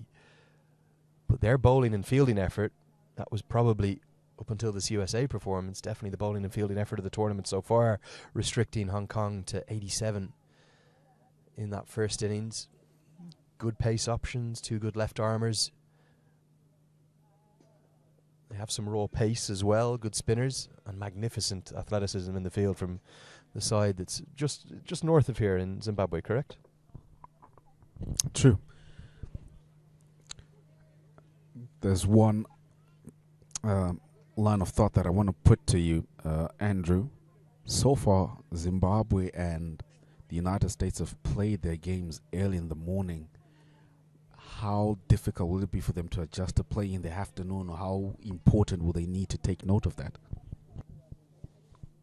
I think it's a good point, as we see a quick single run through to Madani, who goes with a very aggressive attempted one-handed pickup, which will cost a second as he doesn't get it clean. Gajanand Singh tidies up. I think the good news for both sides is their third and final group game will be 1:30 p.m. at the Queen's Ground, so they'll come out of the 3 group matches having experienced morning and afternoon conditions. Both semi-finals played at 1:30, so you're spot on. If you had 3 morning games, that would have been a concern going into the semis. But you'd have had to think that coming into the group stages, Zimbabwe would have fancied their chances at 3 wins. But right now, things are being torn up. The form book's being thrown out. Jersey 53 for 1 in the 9th over, chasing down 147 to win.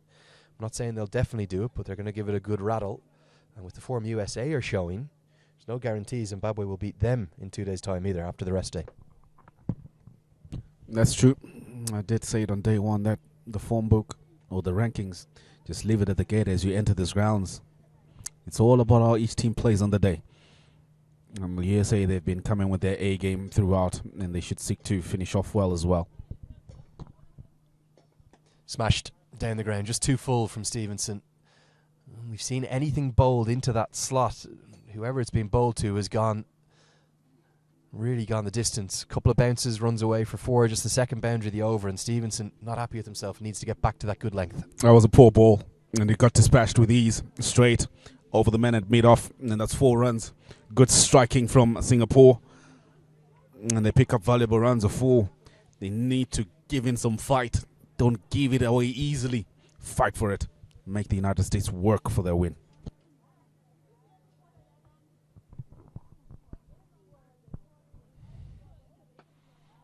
Hit straight to the mid-wicket fielder. That's that extra pace of Stevenson, thudding into the V of the bat. Yeah, one thing certainly you learn from following associate cricket, it's always dramatic, it's always entertaining, very difficult to call the results. I think coming into this tournament there was some suspicions that USA might have difficulties against both Singapore and Jersey. At the moment they've dealt with them comfortably, and having taken that win over Ireland back in December, they'll be looking for a second win over a test nation in 2 days' time against Zimbabwe. That's going to be 4. And the reason they'll look for that, Eli, is if they top the group, they will then play the second place side in the other group, which will be a bit of an advantage, and they'll go to the Queen's Sports Ground and they'd send Zimbabwe, if they finish second, to here. Good swivel pull this for 4 though. A piece short, and it was dealt with again. Came from the middle of the bat, that one. He was already halfway through the shot, but just able to hold it back a bit and picked up 4 valuable runs. And that is Ayman Sunil.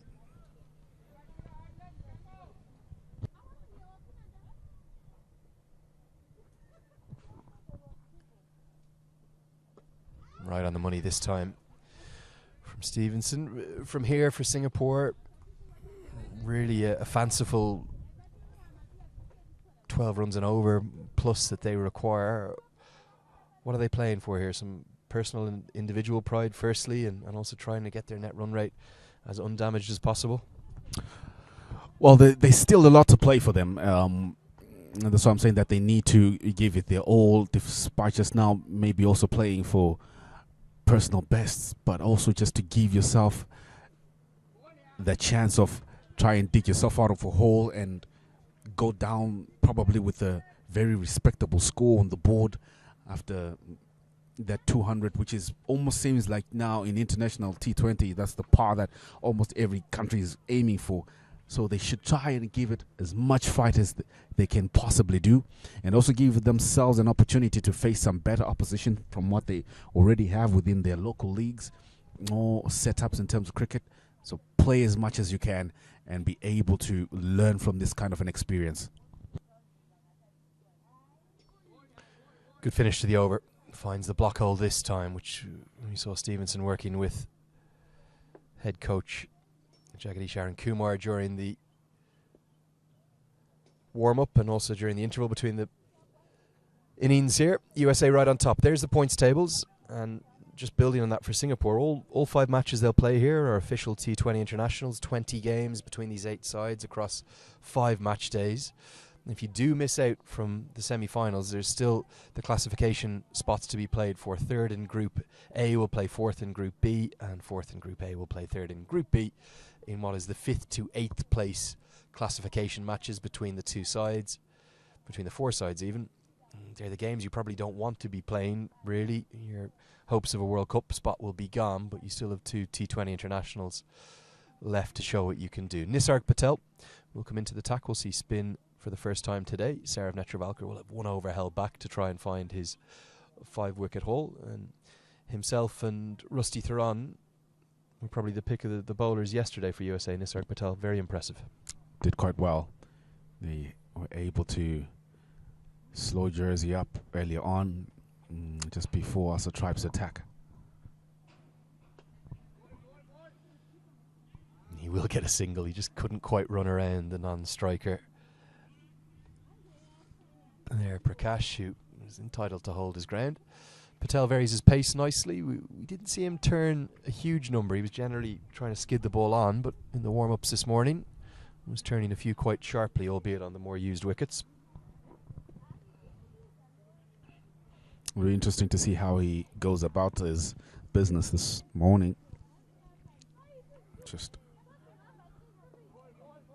that's well bowled. That's very well bowled. Dot balls are good. They are very good in terms of putting pressure and just making that required run rate escalate. And that also just puts pressure on the batter. Goes for a big one. Heaved towards the leg side. It'll go through the mid-wicket region, cut in between deep backward square and dip mid-wicket and pick up 4 runs. Yeah, straight out towards our gathered school kids watching on. All looking resplendent on the bleachers there. They get into the action as the ball thuds into the boundary hoardings in front of them, heaved into the leg side. It's more like it from Singapore. Time to fight for some pride here, both individual and personal. But just as I say that, he's giving it away straight to Gajanand Singh, and that kind of sums up Singapore's day. It has been pretty much all over the place, and another one goes. 6 wickets down inside 8 overs. Well, you wonder what was happening. You thought that was in the slot, trying to challenge mid-off. Swung right through it. Didn't really get it from the middle of the bat. And was an easy catch for Gajanand Singh. At long on, takes a wonderful catch. Singapore finding themselves in a spot of bother. Oh, really down and under, 35 for 5. Yeah, it's a world of pain. Singapore feeling right now even 35 for 6, very much in danger of being routed here by a very impressive American side. For all the difficulties Singapore have experienced, I think it's probably best to focus on the excellence of USA, and we'll see the wicket here again from Nisarg Patel. He's just held it back a touch, isn't he? I think you need to give credit to the bowler there. Clever bowling. Gajanand Singh tidies up the simple catch. And 6 down inside 8 overs. Poor stuff from Singapore. Well, you already had a boundary You would have wondered if you're playing for personal pride, just look to knock the ball around until he gets another opportunity to score big, but that was not the case. It takes it to long on. Manat Patel, the captain, will take that one. I think what is important for Singapore to try and pick from this game is the ability to play out their allotted 20 overs. So that needs to be the strategy that they employ after losing 6 wickets already, and to try and say how long can we push ourselves right down to the last one. They should not look to be bowled out with overs remaining, but play as long as possible, stay out in the middle and try and get something that is respectable on the scorecard as well.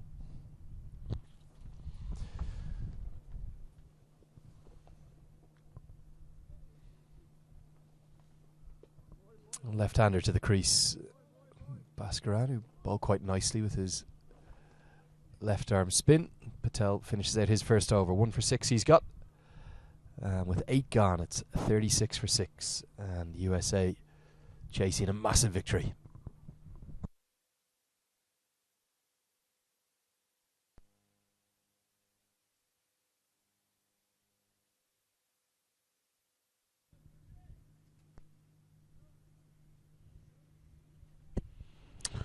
Cameron Stevenson will come back into the attack from the city end.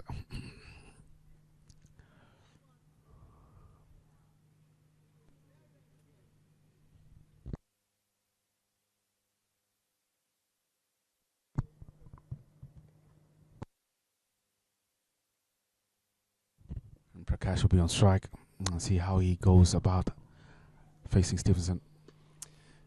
Nice, he worked into the leg side. The immediate call is 2. I think he can save his legs. It's going to run all the way for 4. Mid-wickets up in the circle. Fine leg and deep backward square leg out. It shows the pace of the outfield, how good the wicket is here. Just to clip off his legs. A nice shot from Prakash, who's one of the few Singaporeans to hold their heads up high today. He'll move into double figures. That's a nicely timed shot. Played off the thigh pad.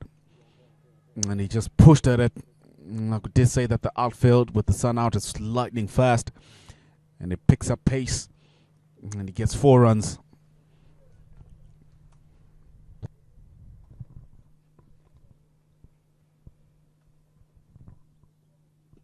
Thuds into the pad with that extra pace of Stevenson.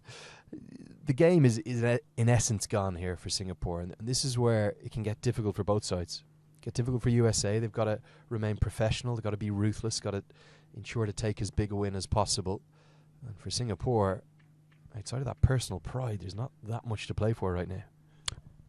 I beg to differ. There's a lot to play for. They need somebody who really needs to come out from Singapore and play an excellent cameo that definitely shows that they deserve to be playing at this level, that they can be able to give great competition at this level as well. So that what Singapore needs to do at this moment in time. They need someone who can come through and really challenge the United States bowlers. Say, despite you having the upper hand or having taken the game away from us, but we're not going to give you to you on a silver platter.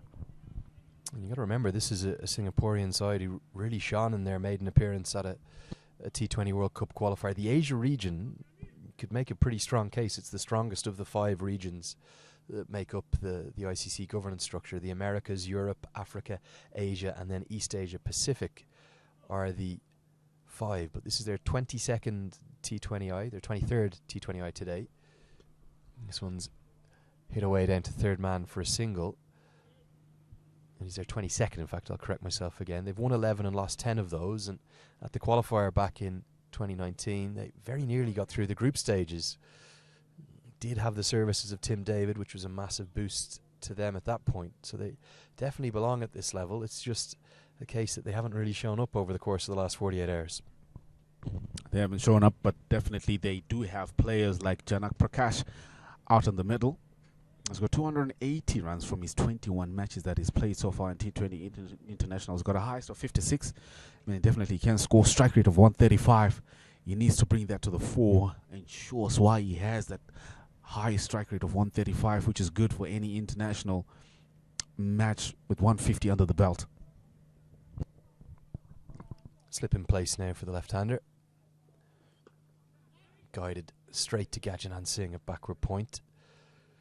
One of the big things I've noticed from USA in terms of improvement under their head coach Jagadish Aaron Kumar, assistant coach Kevin Darlington, Kirk Higgins and Dhruv Barrow rounding out the management team. Their fielding has gone from, at points 2, 3, 4 years ago, pretty average, to really excellent. Notice very few errors, plenty of sharp stops.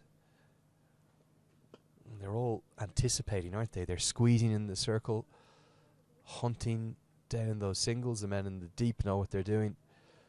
They look a formidable side. Well, that'll be what the United States will be looking to do, is to have that finishing act, whereby if you have the opposition under pressure, you're able to really bring in that killer shot and finish off the game once and for all. And the only way that they can do that is by being able to pick up the last 4 remaining wickets to end this one. And with such a slash, but a run away to third man. Cameron Stevenson would have hoped that that one would have carried, but it just fell short of the man, a third man. And that ends the over at 42 for 6 after 9 overs. Singapore chasing a target of 202.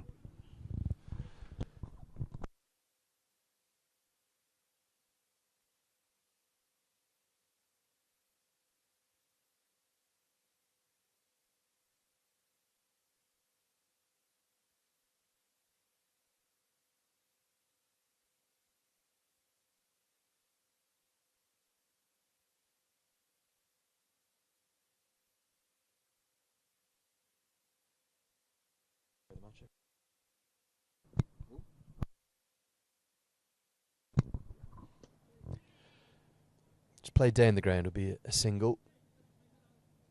Difficult period of the game, I still feel, for Singapore here. Not sure what they're exactly going to do. I think for Singapore, they're perfectly well set. They're out of it, but they will play it as much as they can. The people that are under pressure in the United States, you start off well, you picked up 3 early wickets. You looked like you'll finish this in 10 overs. Now it seems like it's going to drag on just a little bit more. So I'm looking at it in almost a diametrically opposed view. It's now as what is the United States going to do? Big heave towards the leg side, and it's a good strike, but Cameron Stevenson takes a blind of a catch. It's actually Rusty Theron down there, I think, who's made good ground to his right. That's a really good catch. He's anticipated catch. The shape of the stroke really nicely. I don't think there's any pressure on USA. I think they're loving every second of this out there. Nisarg Patel has his second. You can't really fault Janak Prakash. He's trying to get something going, and he's trying to hit it to a vacant area of the ground. But Theron read the shape of the stroke, made 15, 20 yards across to his right, and held on to a very good catch. Magnificent catch. Just as I was praising Singapore for trying to extend their awaited death, they give away a wicket, and that leaves them at 43 for 7. And Nisarg Patel picks up another wicket. This should be second wicket. So slowly but surely, the United States are now in a very, very good position to finish this one. It's just a matter of time to say, okay, at what point does it all come to an end? Well, I'm going to give you good news as well. Really the first good update I've given you from the Queen's Sports Club, Eli, because their bowlers are clamping down on Jersey. Ryan Burl in particular, outstanding. 3 for 12 for him. And Jersey, they're right up against it now. 69 for 4 in the 14th. They need over 2 a ball, and they're going to need a bit of a miracle from there. Harrison Carline, 28 off 40. Not enough. And that is going to mean that if those 2 games go the way that they're looking to go, we're going to have 2 of our semi-finalists confirmed after just 6 matches in the tournament.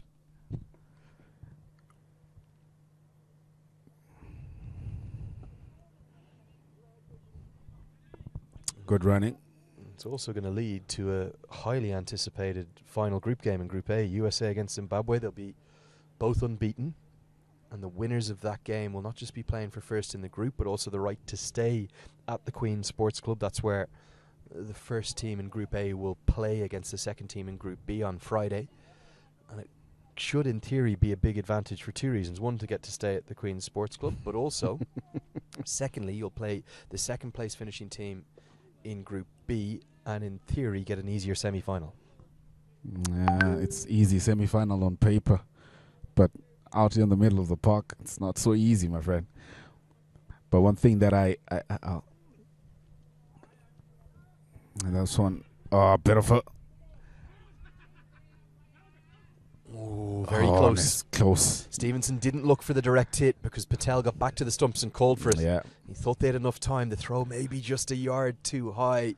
It was certainly tight. Patel was convinced, but the umpire remains unmoved. Final decision, not out. No, it was in. Just home.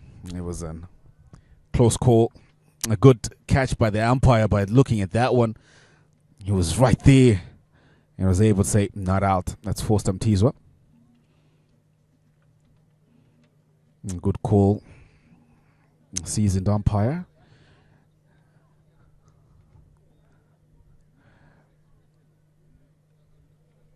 A question that I wanted to pose for you before that one was, do you think that some of the team's performance could have been affected by just playing one game after the other?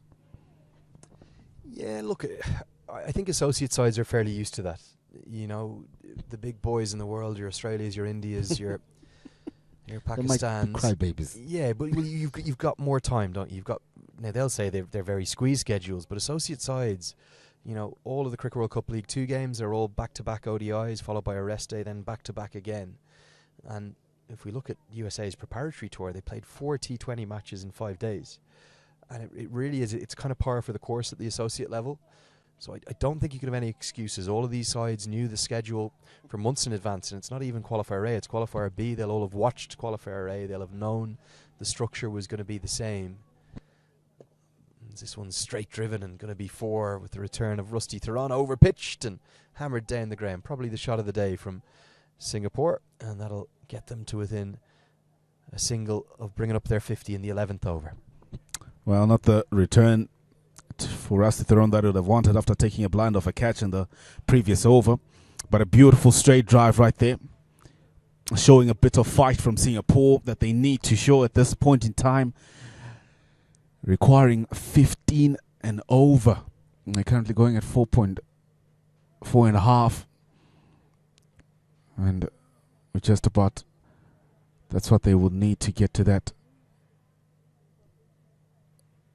mark to try and challenge the 201 posted by the United States. Quick single's going to be run. Gajanand Singh, brilliant direct hit, but it's probably going to cost at least one overthrow, maybe 2. No, just the one overthrow I think they'll settle for. Good athletic work from Gajanand Singh at backward point. And fielding is important, and also you need someone to be backing up close, so just United States just slacking just in 1 or 2 areas, but I'm sure they will not be pretty much bothered that it'll do any dent to their 202 posted, with Singapore currently leading 151 from 50 deliveries.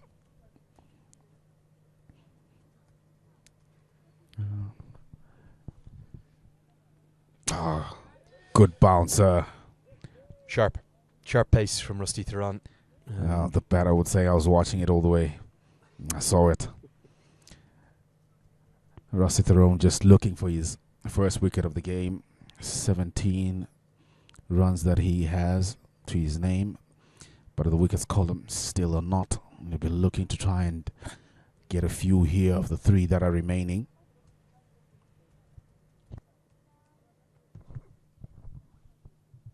Slower ball this time. Rusty Theron going through the full armoury that he has to offer.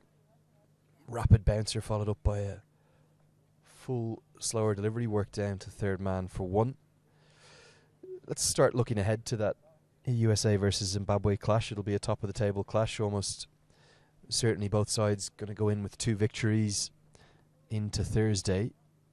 Could be a very interesting game indeed. Zimbabwe will be favourites as the higher ranked team, but USA will be there to show them that they've come here to Zimbabwe to play. Let's cut away. There's a man in the deep That will just cut that one to a single. Definitely there will be an encounter that many people will be looking towards.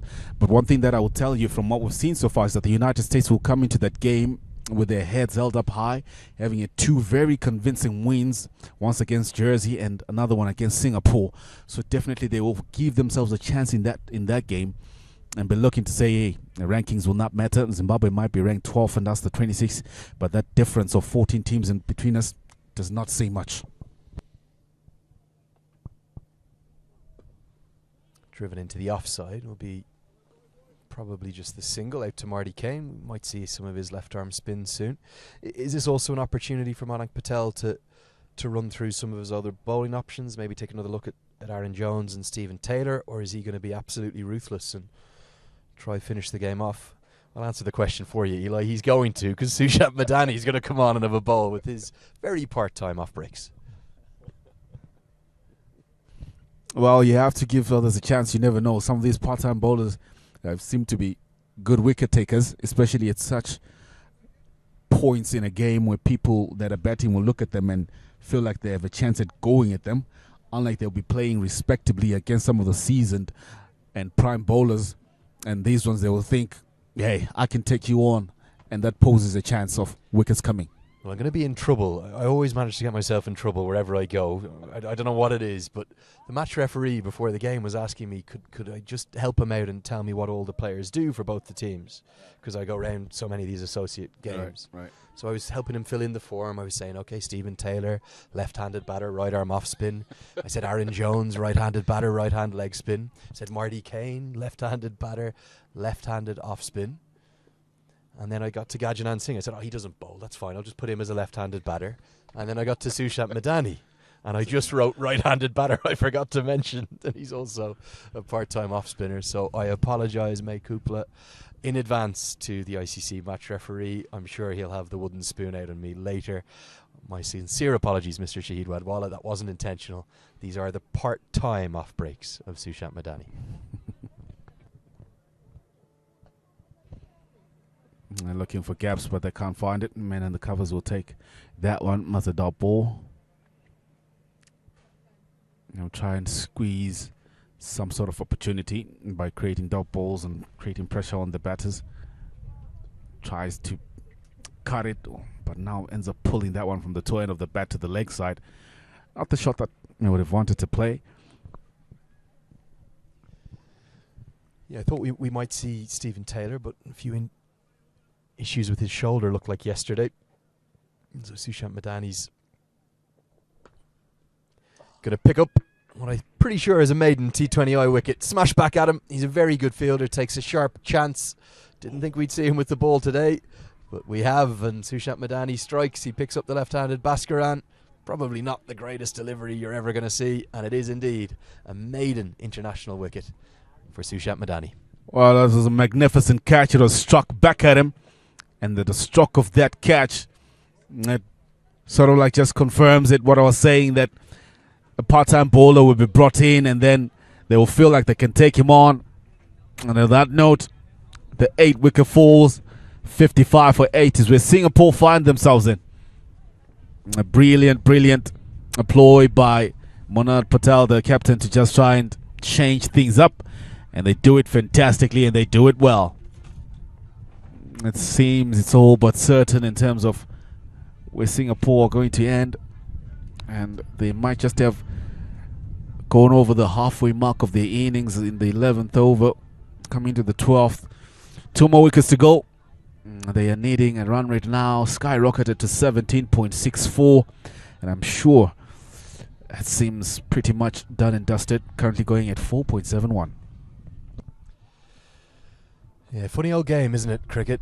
You come into this tournament expecting USA maybe the lowest of the 4 ranked, not just the 4 ranked sides in Group A, but the 8 ranked teams in this tournament. USA ranked 26th, Zimbabwe 12th, Singapore 20th, Jersey 21st. But they look like the form team in the tournament at the moment. They really do. Uganda 25th in the world, 1 spot ahead of the USA, and then Papua New Guinea 19th, Netherlands 18th, one above them, Hong Kong 24th. So they've come in as the lowest ranked of the 8 sides. They're going to be 2 from 2. They're going to go into a semi-final. And I keep saying it, they're 1 game away from a maiden T20 World Cup appearance. Well, it's a good story, underdog story from rankings, if you're going to put it that way. But from the field of play, it definitely don't look anything like an underdog. They've played like one of the top nations that are playing this game. And so that marks the end of the 12th over. 56 for 8 is where Singapore find themselves at trying to chase down a target of 202 set by the United States of America.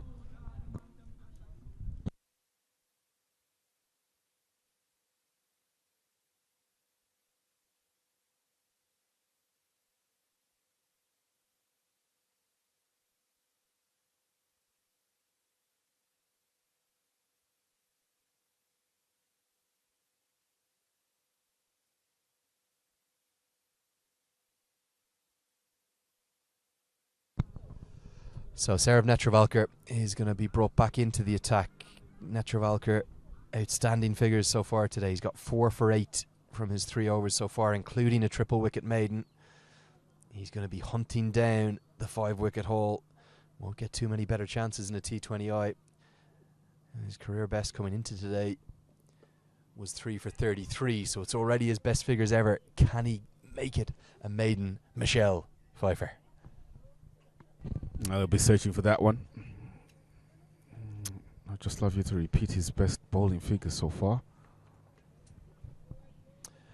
3 for 33 in the most perfect English you could imagine. Not 3 for 33 as some Irish may say.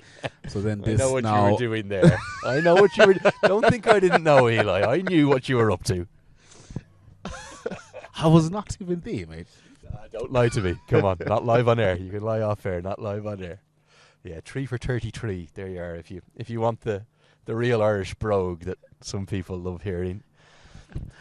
Well, definitely these ones will be his new best figures of 11 for 4, and it will be much sweeter if you could make it 11 for 5. So Netravalkar will be searching for that 5th wicket, and I'm sure his captain will be supporting in terms of field settings to try and pick up that 5th wicket and have his maiden T20 5-wicket haul. Let's see how they go about it. Here's Netravalkar.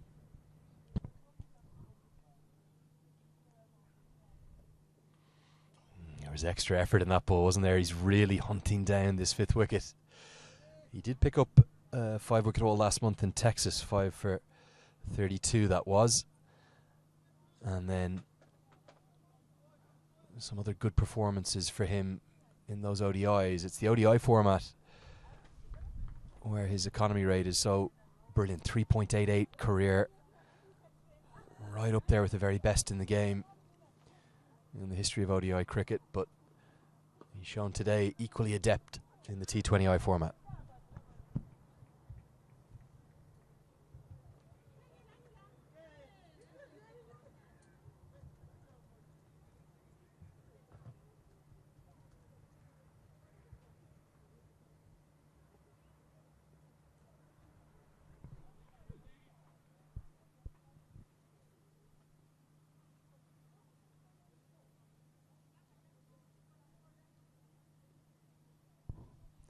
Two balls left. He's got right into the block hole. Can't find it yet. He'll have one last chance as he looks to find his career best improved by an extra wicket.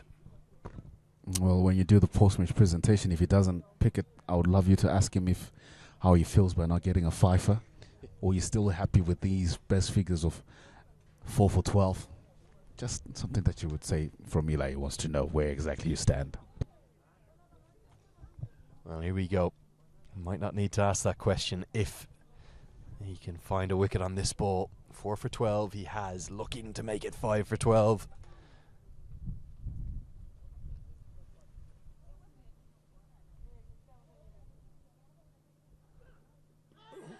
Big appeal and given. He's got there from the final delivery of his spell.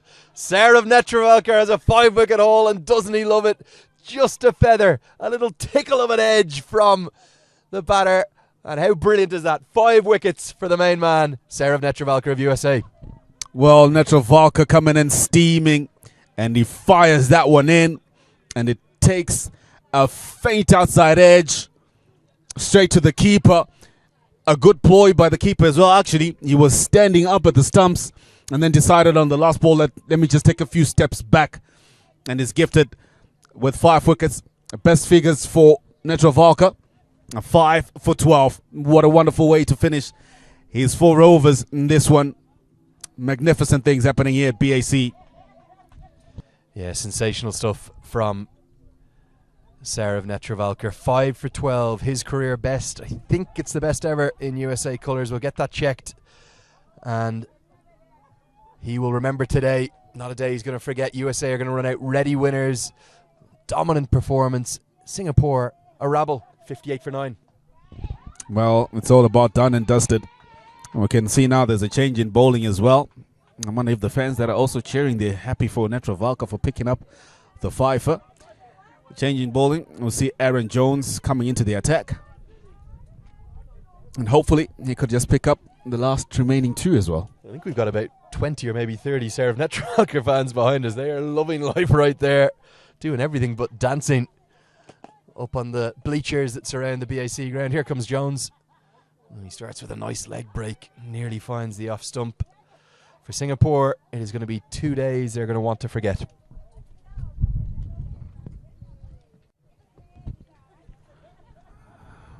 Well, I'm sure they'll be taking this one as a learning experience. They have done so well to get to this stage of the tournament, and in their attempt to go to the World Cup, it means they need to go back to the drawing board and see where they can need to just elevate their level up high. As he drives straight. Misfield, and it'll pick up 4 runs. And that's just gifted by Mudani. Maybe the first error of the day, really, for USA. We've seen an immaculate performance. They've been perfect in almost every way. And Aaron Jones has got the full double teapot out, and he will not relinquish it until Sushan Madani's seen him stare back. Still not happy. That's the vice captain. Should have been a single. Instead, it's a boundary.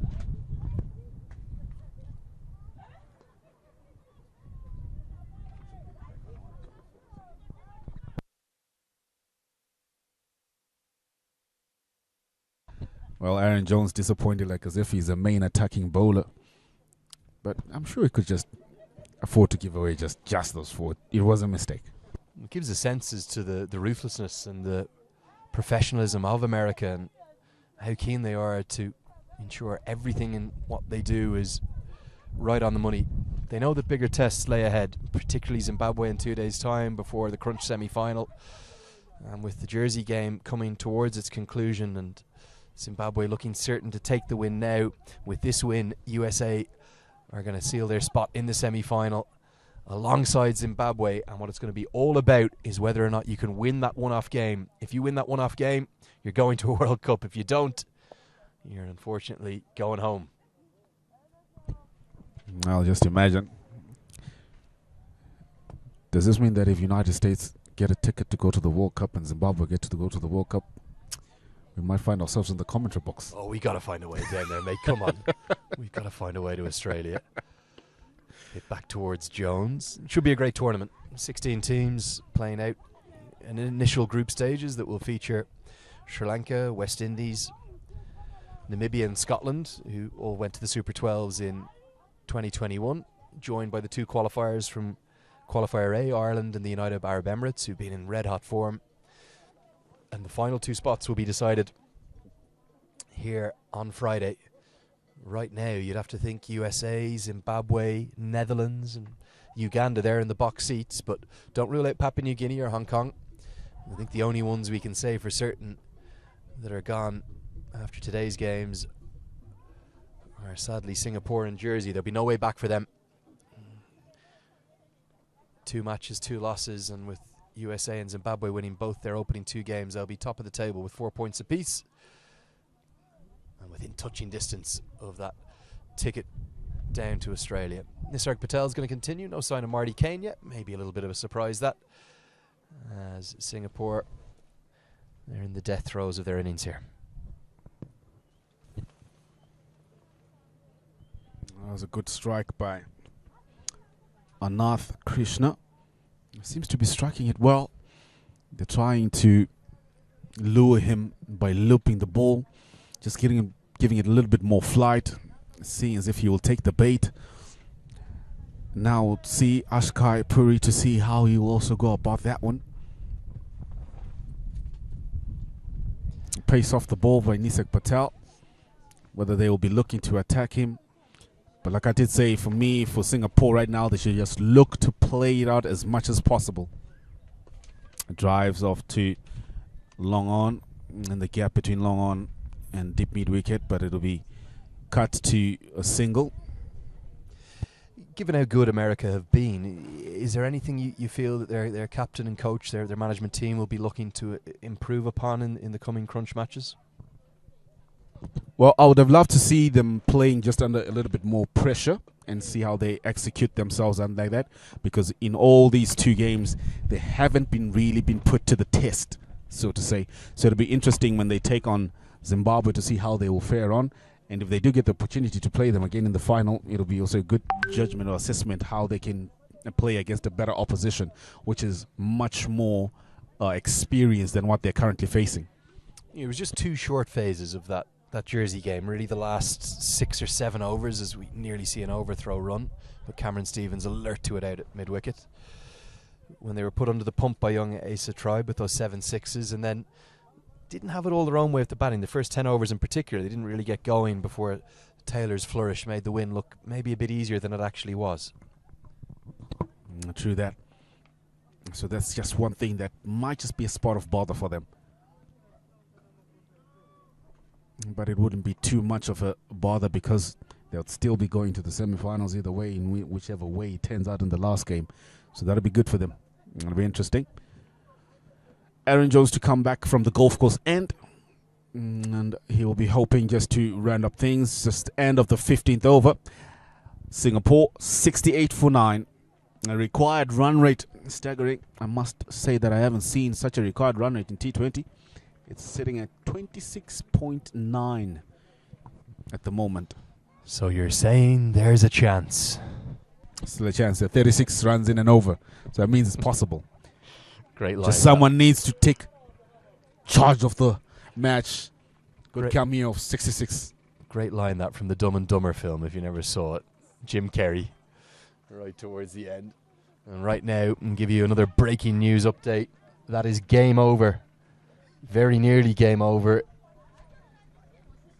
Well, okay, mathematically game over. We're hearing in the Queen's Sport Club because Zimbabwe just giving us some insight. Oh, that's into the pad. He's gone. Aaron Jones strikes. He's been searching so hard for that maiden wicket.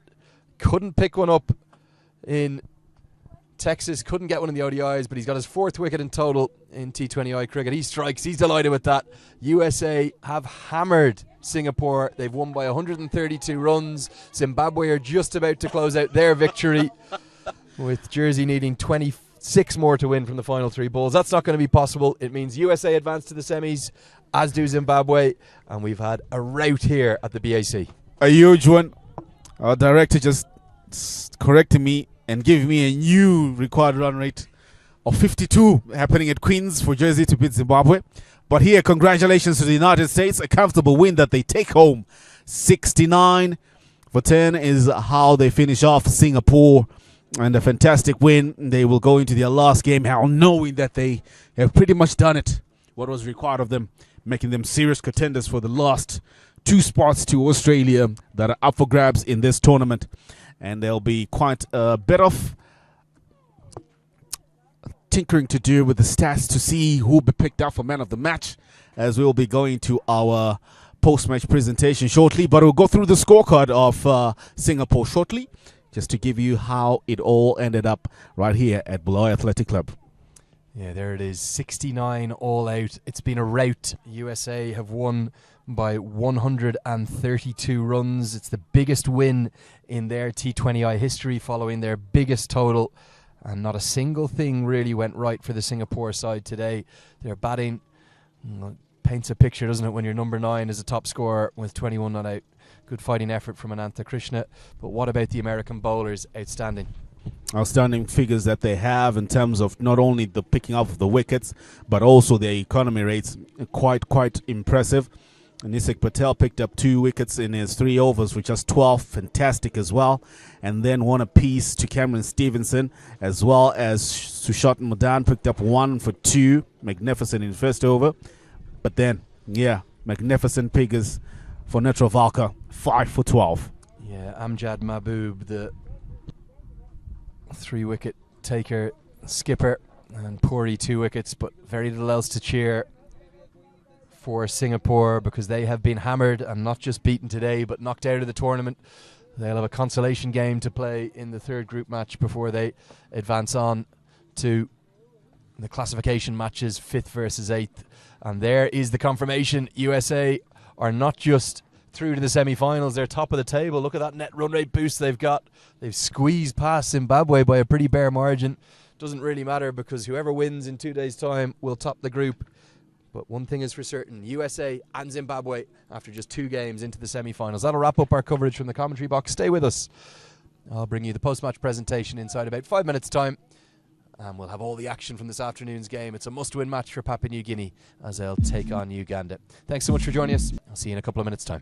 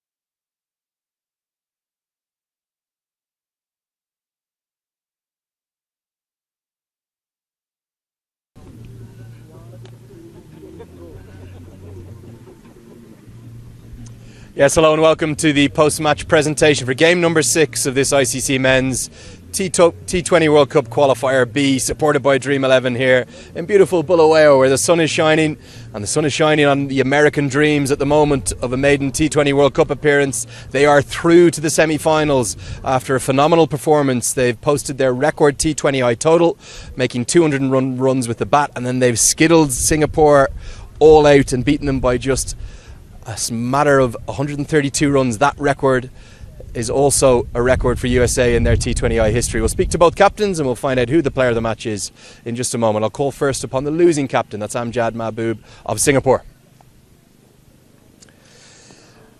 Amjad, incredibly difficult day for your side. Can you give me your thoughts? Yeah, definitely. It's hard to digest this kind of defeat, but I think the credit goes to USA team. They play very well. They all the department they play very well. They were batting first. They batting very good. They put on good, very decent total.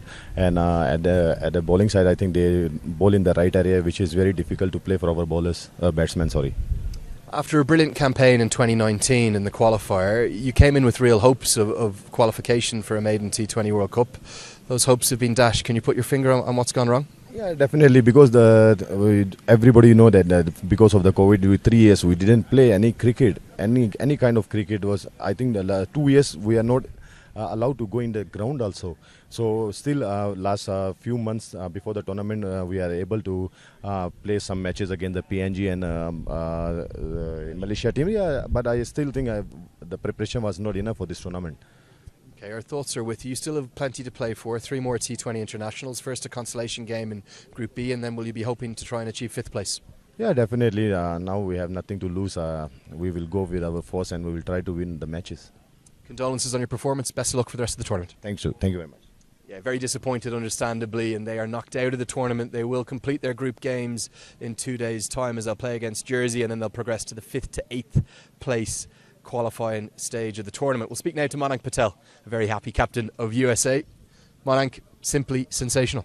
Yeah, really proud of the boys. The way we played in the first 6 overs in the first inning and the way we played in the second innings set up the tone. I felt like it was really important to have a good start in the first 6 overs, and we ended up really well, scoring 200. You certainly took a different approach to the bat today yourself, very aggressive right from the start. Yourself and Stephen Taylor, flying start, 72 runs in the power play. That set the tone, like you said. Yeah, I mean, I knew once I get the rhythm, I'm going to go for and play my shot. So lucky that I got my rhythm early on, and it helped us to score like 70 plus runs in the first 6 overs. Great to see Gajanand Malhotra into form. It's actually his maiden T20I century today. Yeah, really happy for him. He's batting really good, and the way he batted at least 30 plus balls, that was our goal, that he bats till 30 balls, and really happy for him. Tell me about the bowling. Netravalkar, he's sometimes the unsung hero of this attack. Wasn't that case today? First ever 5-wicket haul for USA in a T20 international. I mean, the way he started the first ball, I knew something's going to happen, and he kept his plan and he kept it very simple, and it helped him getting the 5 wickets. Yeah, happy for him. Okay, going to give you a bit of news. Don't tell me you already know this. I want to surprise you, but Zimbabwe have beaten Jersey. You're through to the semi-finals, and it means you're 1 game away from the World Cup.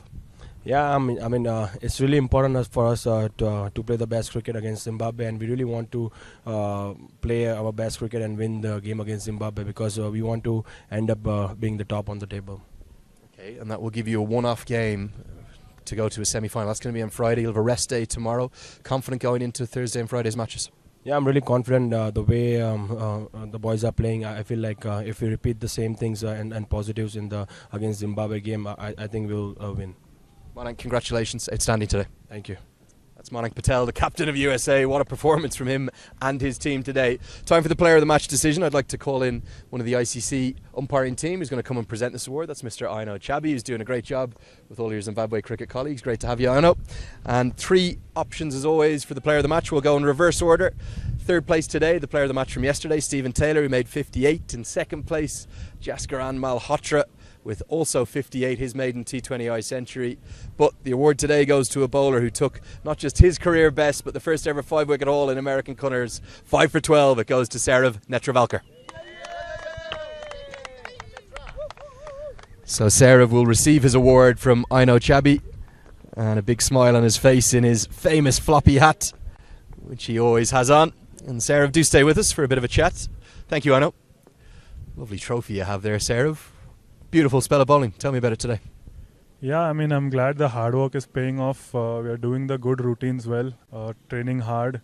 I just wanted to focus on my basics, and it's important as we go towards the latter end of the tournament that we peak at the right time. And I'm glad it's working out. Just want to sustain it till the end. In your wildest dreams, be honest, did you see as dominant a win today? 2 big wins for USA. 8 wickets yesterday, over 130 runs today.